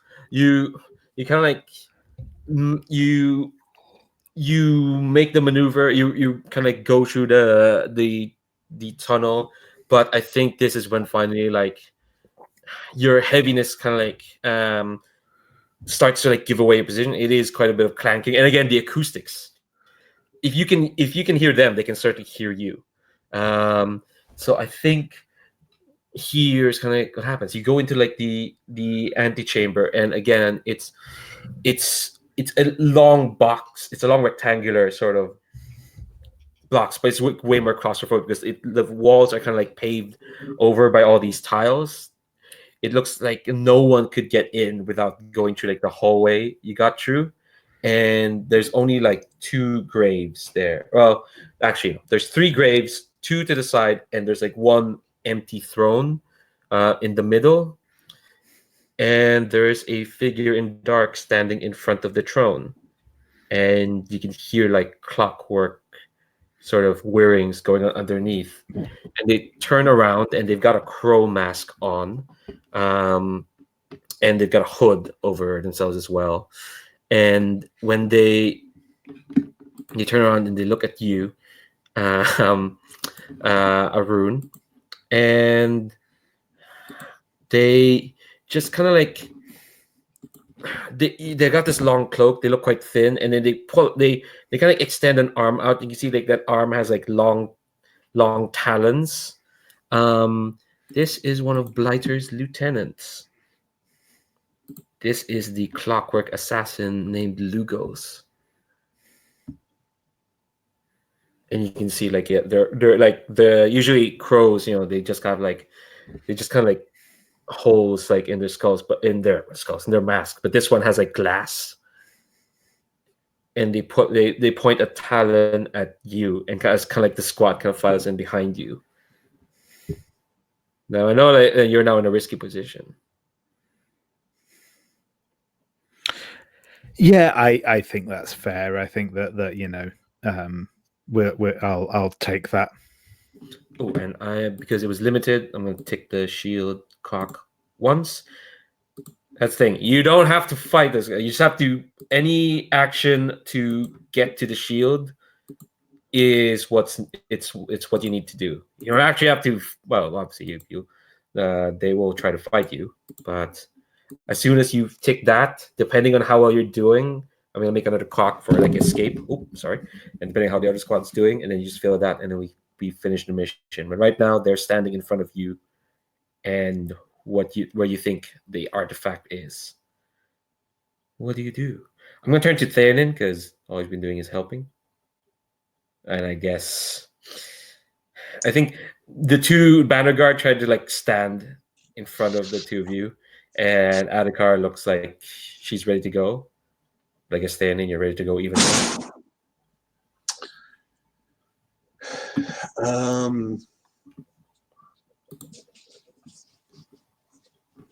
Trying to think of what kind of, just directly charging this guy isn't going to do much. I'm trying to think of what kind of setup action I can do to try to. I don't think we're going to stop him, but if we could just pin him down long enough that we can grab this shield and then get out of here. I'll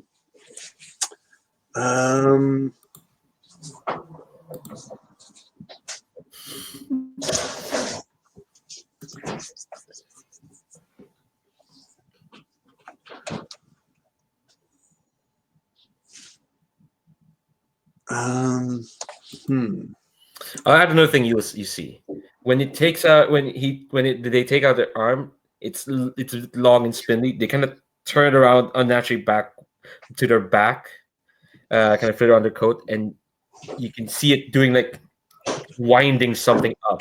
And every time it winds, it kind of like their body kind of jerks a bit,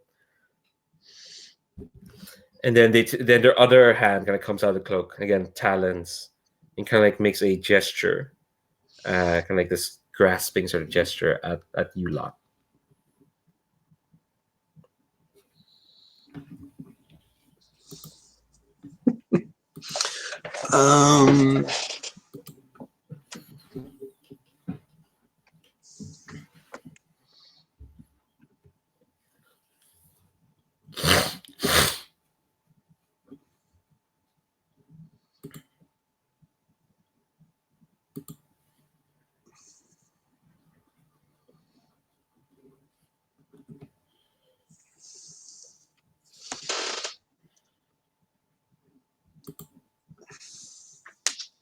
You don't have anything, that's fine. We can turn to someone else if we need to. Yeah, I'm just trying to think of. I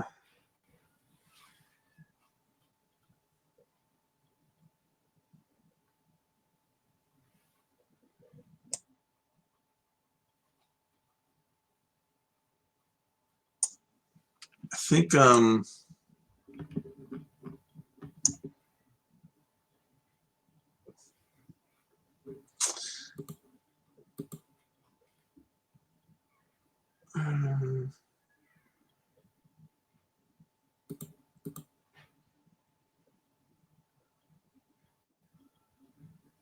wondering if we could back up and try to set some kind of trap for it that we can bait him into before just so we could just we just need to keep him occupied long enough to get to this item. I don't know what kind of action that would even be. I guess it would be rig. Yeah, so you want like take a very quick like flashback to like just rig something up. Oh, go ahead, Dan. You muted there. Yeah, I had a rig.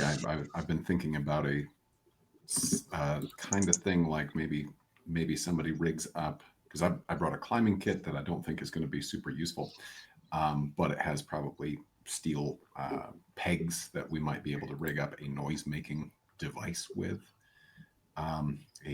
If we're very clever, a timed noise-making device that could be at least a distraction.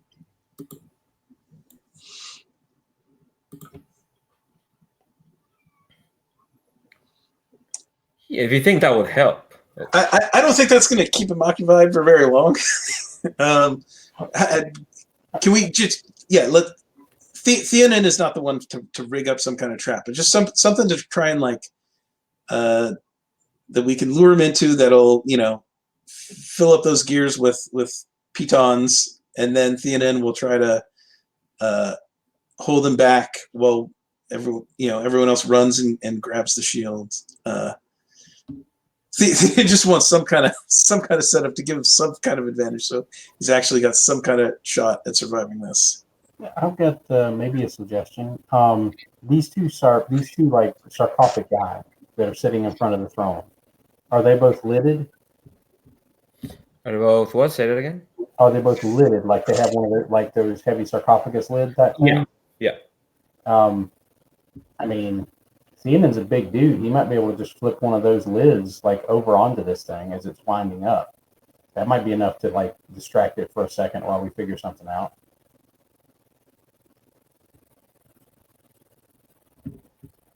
I think the problem is it's in between us and these things to start with, to even get to them. Where I thought we're behind the sarcophagus. I might have misunderstood that. Well, actually, I think your Chris is more right. You got the sarcophagi. There's him, and there's like the throne, and you can see like there's like a bunch of there's a bunch of like I would say artifacts, but like offerings that throne mysteriously well preserved next to the throne. But yeah, definitely the sarcophagi are actually in front of you. The Lugos is in between the sarcophagi and the throne, and the sarcophagi between Lugos and you.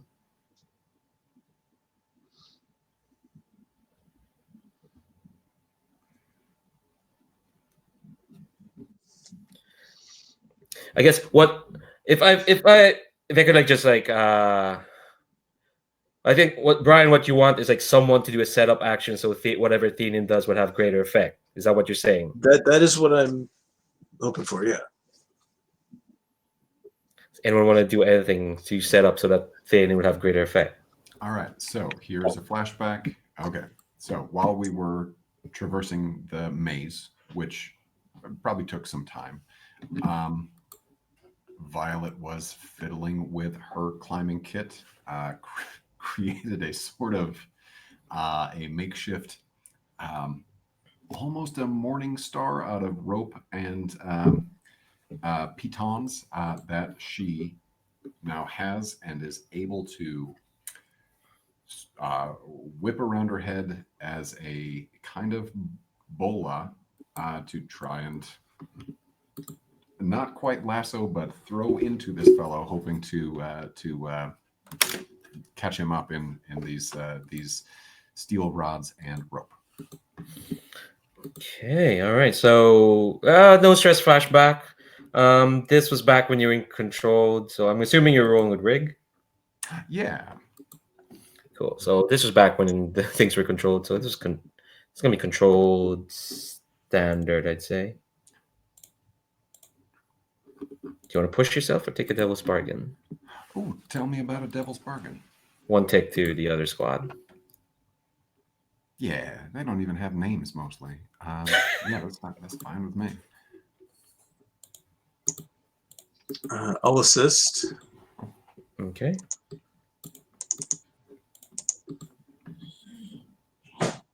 Okay, sweet.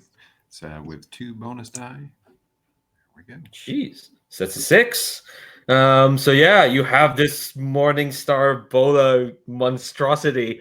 So you have it, and it's gonna work exactly as you intend to. You're still gonna need to throw it at him. Uh-huh. That's the problem. That's the problem. You have it. It's there. It's good. It's gonna work. All right. Do we want to try to resolve that right now? Yes. So unless anyone else has anything they want to do.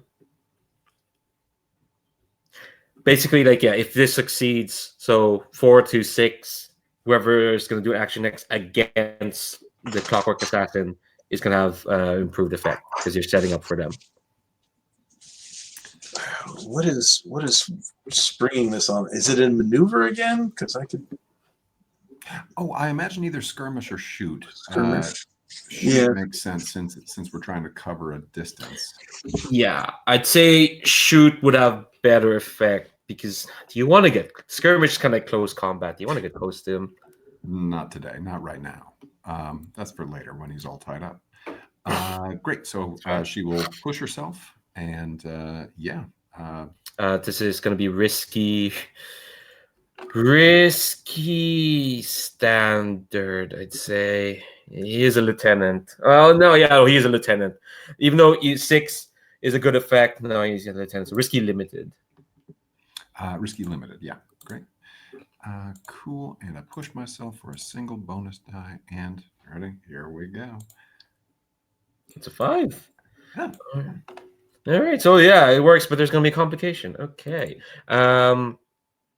So tell me what it looks like when you throw this like bola thing.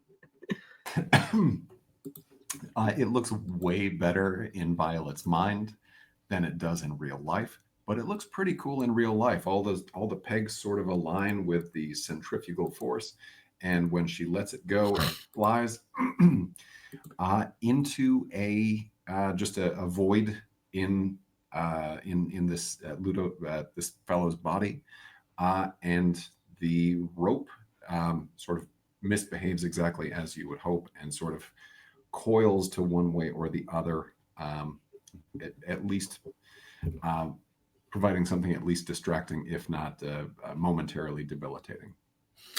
All right, so yeah, I think you catch him just as as their arm is coming back after they wind themselves up. So the bola stuff kind of like they try to like slice through it with their other arm, but like it does kind of like catch them up. And I think, but as that happens, it lets out a screech, this like long metallic whining sort of screech, like a razor blade on a violin, and suddenly the nearest wall next to you just starts to crack, and arms kind of start coming out, and the Blighter's goons, who I keep forgetting which ones they are, the Rotters, kind of start like trying to spill out, and Attica's just like fuck, and she moves towards there, and she's got her longsword out, and she's gonna start single-handedly start engaging those Rotters. So it's fine for now, but you're now in a desperate position. But you do have him tangled momentarily. So whoever wants to do anything at him. Yeah, so that's the opening Theoden was waiting for, and he will just charge behind his shield and try to pin this thing down to give everyone the time to search through the tomb. Okay, all right. So what are you rolling? It's skirmish, but just attempting to restrain, I guess, for a moment, not really damage. Mm-hmm. So desperate position. I should have asked if Violet wanted to resist that. Did you want to resist being put in a desperate position? I love a desperate position. I don't think we. Yeah, no. Let's stay in the desperate position. XP, yeah, XP. All right. So okay, skirmish, desperate. Let's see. He's level 4.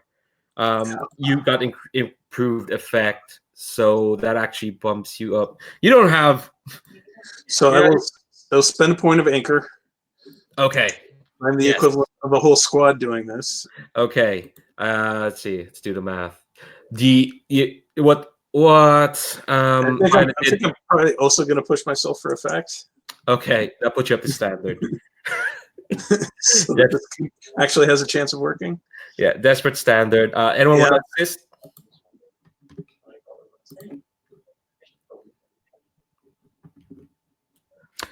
Yeah, I think that Arun will assist. I think that to be honest, I think it might be just as simple as Arun is going to have unslung their musket and is going to be kind of pressing into the room, but is going to take like a shot at the I've forgotten. Is it Logos? Is it as he goes in? Yeah, Logos. There we go. All right. So that's extra bonus die there. Desperate standard. Oh my god. That's a crit. Nice. It's a crit. Okay, so I'm gonna say, well, this is not necessarily finding the shield, so I'm not gonna add ticks to that, but still, it's a crit. So, tell me what it looks like when.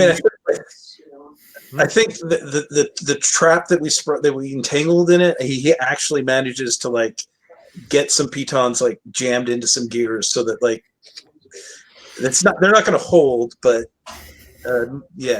actually causing this thing some difficulty. It's going to take more than just a moment to get free, and and also manages to get this close to it without getting injured. So I think there's a lot of moments of just blades or whatever things this thing is wielding, just narrowly missing. Definitely that moment where it was about to just like put a spike through my skull, but the shot, the assistance of my team member like clanged off its head right at that moment and caused it to miss, and it went way better than it could possibly have been expected. Yeah, I think I'm gonna add like the other banner guard, the officer, to this. I think that's partially why it's a crit as well. She comes in and she manages to like expertly somehow, as you're fighting and as everyone's taking a shot, she manages, and you got these pitons. So Lugos is just kind of like, their right arm is kind of like jammed a bit, so all they have is their left. And I think the officer Mikuna just like pulls out 2 pistols and is just like dual wielding those pistols to get her attention, to get Lugo's attention, and then she gives a shout to Karaj.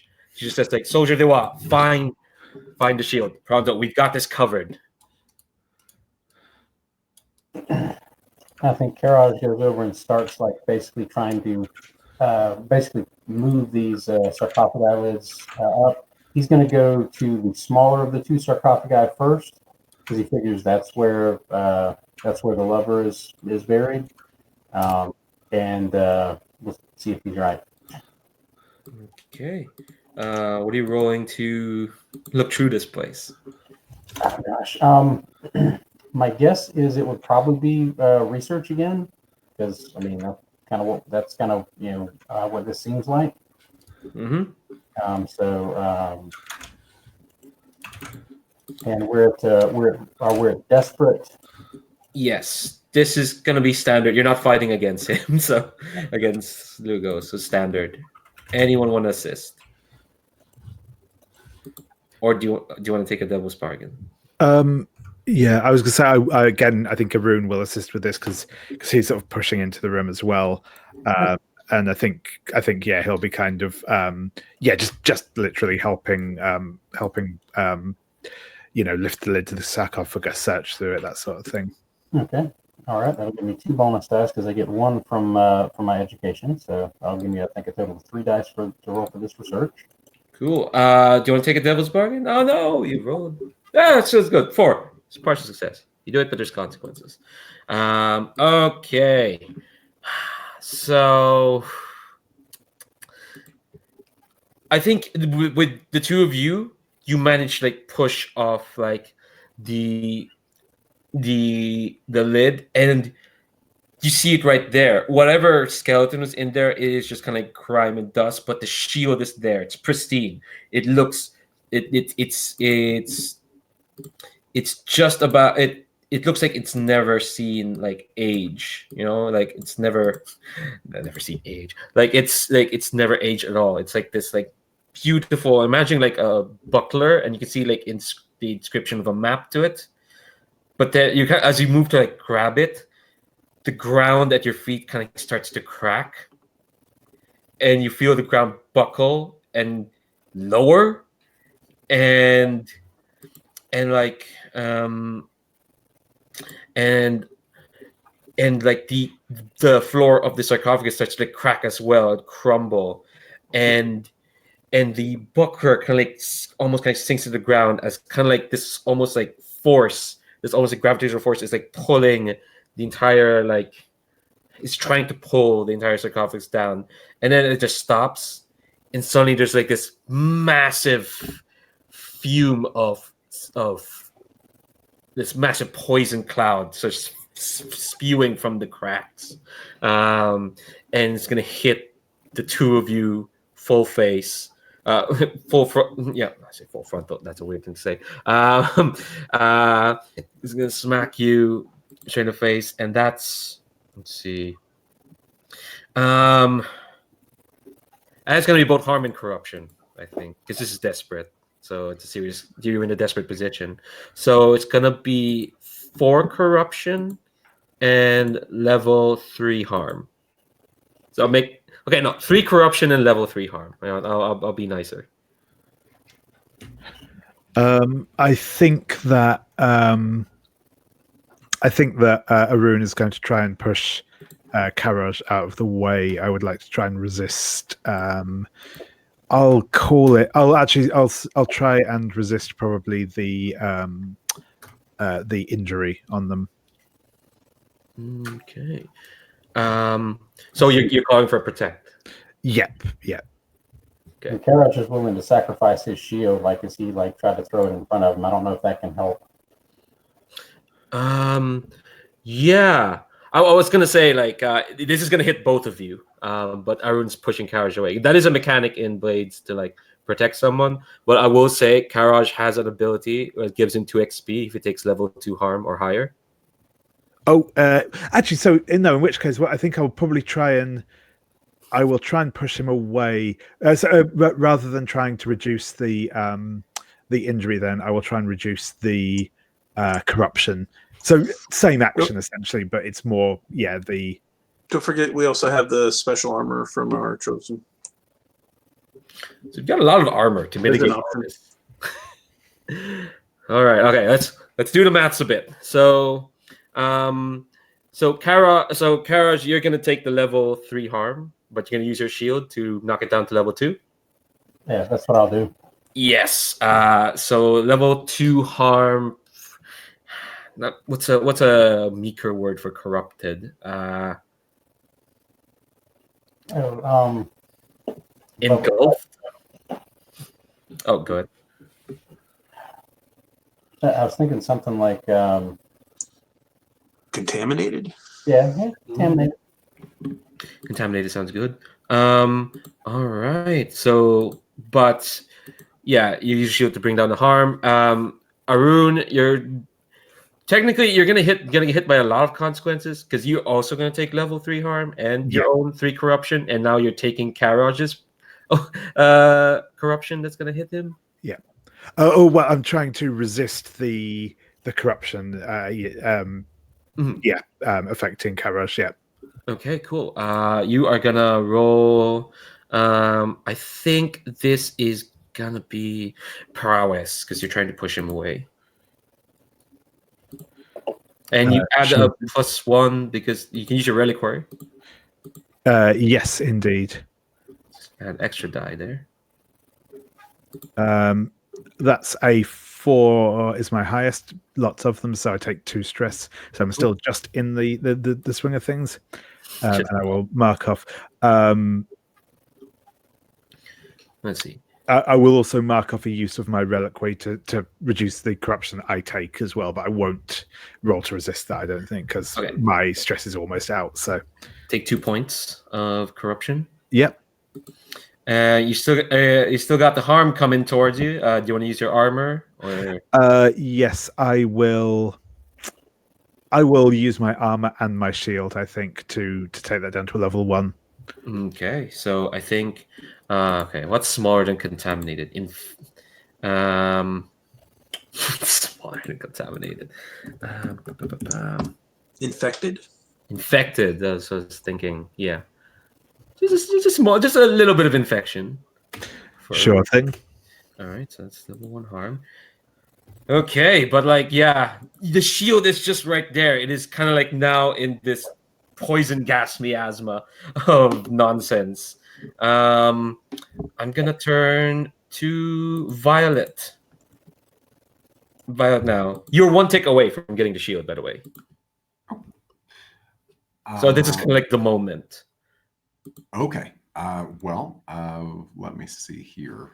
I guess Violet will jump in and steal the glory from the other 2 people. I think you're the only one with any speed on this whole mission, so you're the one who should be carrying it anyway. I am. Yes, I'm fast and quiet. Great. So let me see here too. I guess. Don't forget to mark XP for those who rolled action rolls because you're in a desperate position. I think it's probably a maneuver move to try and dip in there and grab the shield. Okay. So yeah, this is going to be desperate. I think standard because everyone else is holding off anything that could be a threat. Adhikar and the other rookie are trying to fend off the Rotters, kind of like bursting. They're like maggots bursting through this crack, honestly. Meanwhile, Theanin is somehow fending off Lugos with the help of the officer, Lahazar. But yeah, desperate standard. Desperate standard. Okay. And can you tell me a devil's bargain? 2 ticks on the other squad. Cock. It'd be fine. It's a soft devil's bargain. Yeah. That's not even one of them has died yet. Yeah, that's fine. Yeah. Okay. Yeah. So maneuver, desperate, and standard, and watch you roll a couple 1s. That is gonna happen. No! Oh my god! That's a 2 and a 1. All right. Amazing. Oh God. You're so close. Just need one more success. No. All right.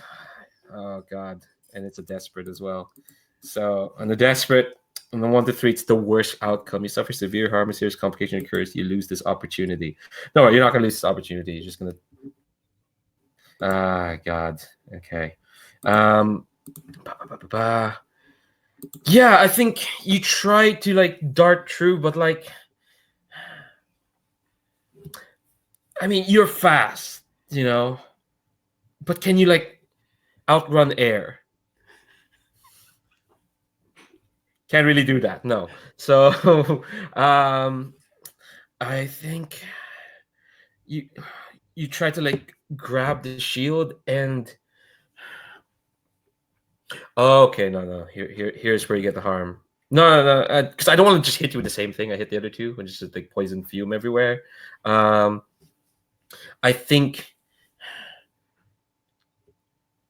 Thanon is doing an incredible job against Lugos. Like, you can only do so much against a level 4 lieutenant. So as you kind of like you reach out, a talon swings from Lugos, detaches from the arm, and kind of like smashes against your hand. Like skewers through it, and immediately as soon as it goes through the skin, it burns. It burns really bad. This is only level 2 harm, but you're gonna take 4 corruption. Ooh.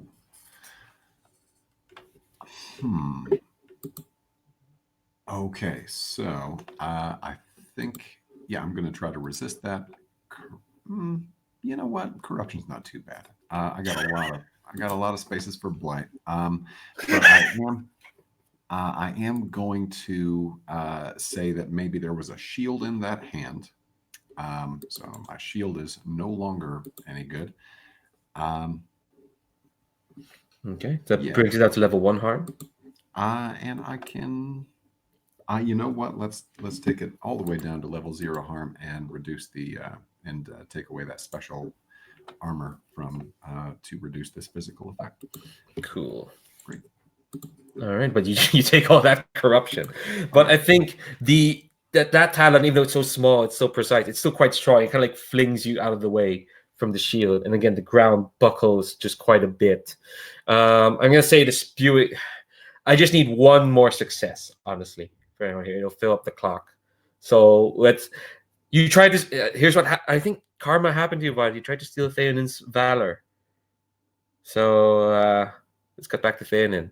Unless you think you're fine right now, and we should leave it to like Arun or Karaj to try and get the shield. Yeah, no. Theonen can go ahead and try to grab the shield. All right, okay. I'll turn to either Arun or Karaj to take another shot at the shield. Oh, sorry. What? Oh, sorry. No. Oh, did you say you wanted to take a shield? Yeah, sure. Okay. I can kind of grab it. Sorry, I got sorry. Someone walked in, so I was half paying attention. I'm sorry. How much room do we have on that clock? Do I have another Devil's Spark? Yeah, 2 more ticks to the other clock. Sure. What are you rolling? Maneuver, I guess. Okay. This is gonna be desperate. This is desperate limited. You're wearing heavy stuff, and you were just fighting this dude. Yeah. Does anyone want to assist? I can assist. Okay, Violet. How are you assisting? Are you taking his place? Fighting? Let's see. Limited is probably okay because we just need the 1 tick, right? Yes. So, okay. I guess I'll just take that. So yeah, Violet's assisting you. Who's now fighting Lugos? Limited. Okay, so I've got the Devil's Bargain and an assist. Yes. All right. Oh, and mark XP. Yeah, that's a partial success. So okay, I think. So yeah, you filled the clock, so you're gonna do it. What does it look like when you like grab the shield? Actually, don't. Do I need to? Okay, no, it's fine. I think.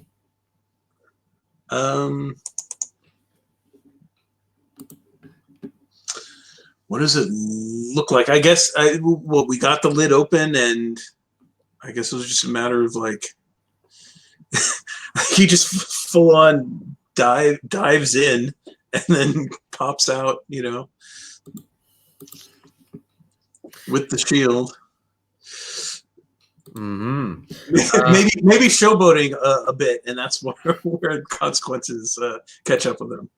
Okay. It's like, yeah, that's how you do it. Of course it is. Of course it is. All right. And I think I have to hit you with a complication. So you can choose to resist this. I'm going to fill up that clock.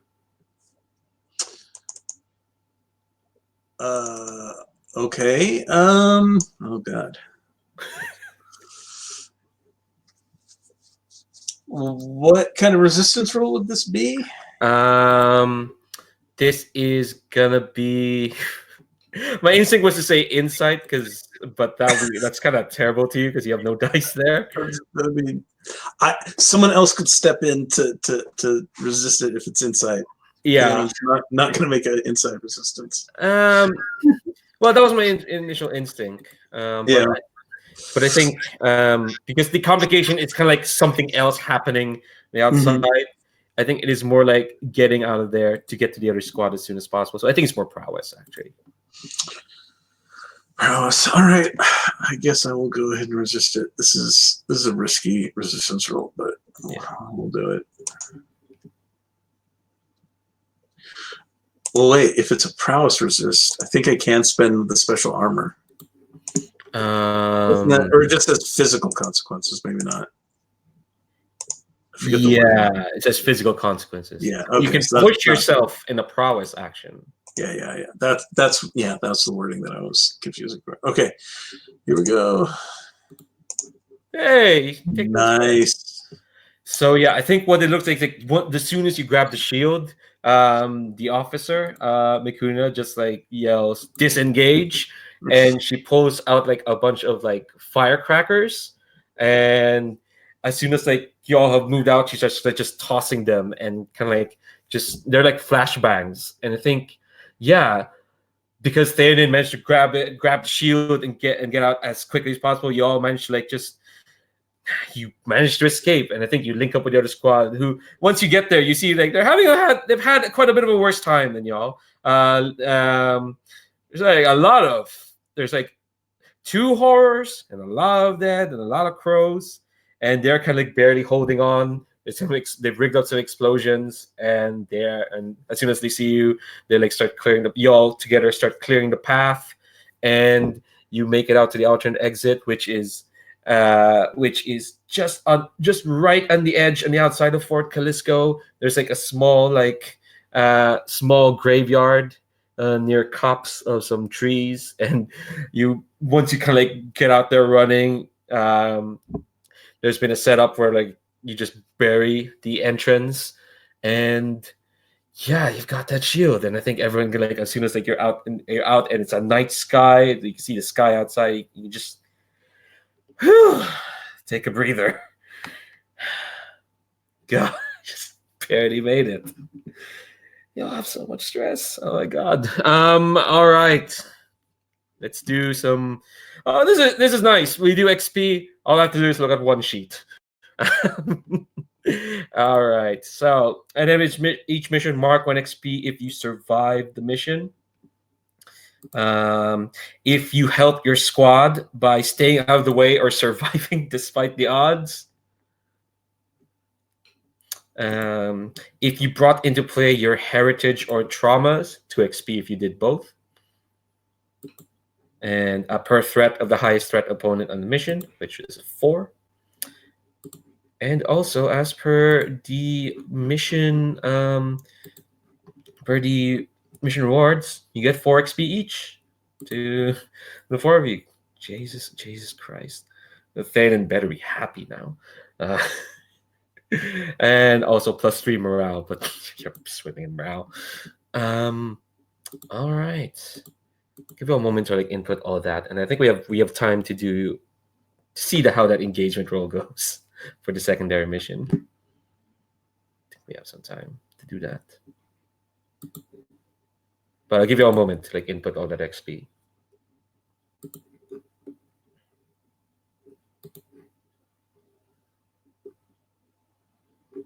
Oh, also point of note for rookies, you can't take. You can only have one rookie ability. As soon as like you level up your playbook XP, you must take not a rookie anymore, and then immediately switch you to soldier.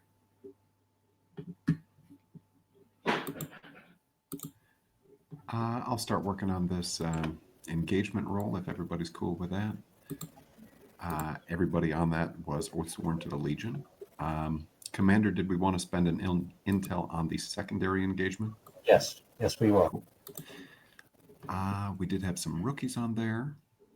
I don't think we had anyone who would distrust leadership enough to not obey orders, and we did send the appropriate specialists on the mission. And it was a supply mission. Religious mission. Quartermaster, would you like to send some of our religious supplies to ward and protect the Legionnaires? Yes. Great. And no one on that started with blight. I think somebody went with a little corruption, but not full-on blight. Great. So that is a 3-die roll. And is there any special rule about this? Officer adds 1 die. Oh, sweet. Nice. Okay. I was thinking maybe one of the broken took a die away, but that's awesome. No, that's only for supply and assault missions. This was religious, not supply. Okay, that was the confusion. Okay, and 4 die. Come on, no notes. Yeah, 4 is still good. You got a choice. I know. I know. I was hoping for another crit, but I think we're only ever gonna see 1 crit ever. Okay, so the 4 to 5, you either fail the mission or you can succeed. 2 squad members die and all specialists take level 2 harm. We did have that project where basically you can choose either taking harm or death. Okay. I think we lose a couple rookies and the specialists don't take harm. That way we get to hear a cool story next go round. Right? Wow. And we have that banner so we don't lose morale if we have less than 5 deaths. So that's ruthless, but damn. Wow. Oh my god. I think okay. Okay, all right, okay. Who did we send? Oh, the Shattered Lions. Oh, they're used to death. They're fine. I just. Oh my god, that's so much. Of course, what you get from that is you get -1 time, so you still cling on, and plus, let's see, how much XP was that? More XP. Plus 3 XP to all participates. So not just the usual. That includes all the rookies. So whenever you pick up a Shattered Lions, they come with plus 3 XP. Well, the ones who are still alive. Okay. All right. Okay. That's on that ruthless, grim note, which frankly, oh my god, I should have asked. Is everyone okay with that? I think everyone seems okay. Okay. God damn. So this is what happens when the Legion has enough of everything. You just say you can make the pragmatic choices. I see how it is. I mean, obviously, in the fiction, no one decided that. No one decided to lose 2 rookies. So we'll see. We'll see what the tenor is of a back count. But yeah, another well done job for the books, folks. Thanks again, as always. Again, love all the choices y'all did, both in camp and out of camp. Jesus Christ, I'm shaking my head at that last one. Oh my god. Oh my god. Anyway, couple things. are we advancing, Commander? Yes, we're advancing next time. All right. So, do you want to take the high road, which is fairly risky? That's where the refugees go, or do you want to take the maw, which is which is more isolated, which means less, less chance of the undead being there, but more chance of not knowing what's in there. So you want to take the known risk or the unknown risk, basically. I mean, I love the idea of like going through the mall. Like, I just think that's that's the coolest of the two routes. That sounds like the most interesting. But I'm willing to be persuaded otherwise if somebody really has a super cool reason to try the high road. I mean, I won't say I'm happy with them all, but it certainly sounds like it'll be fun. I think it genuinely is the riskier route, but I'm okay with that. What about you, Dan? Well, I think everyone's in favor of the maw, but what do you think? Okay, cool. Yeah, maw sounds great. All right. Okay. So that's the thing. All right. We are once again a bit over, not way over like last time, but just a bit over enough that still annoys me. Apologies about that. But again, thanks very much for playing. I'm gonna shut off the live stream. Goodbye, YouTube, Legion. Just gotta get through them all and find where it's Sky Dagger Keep. So we'll see you then. Prepare for the creepy voice.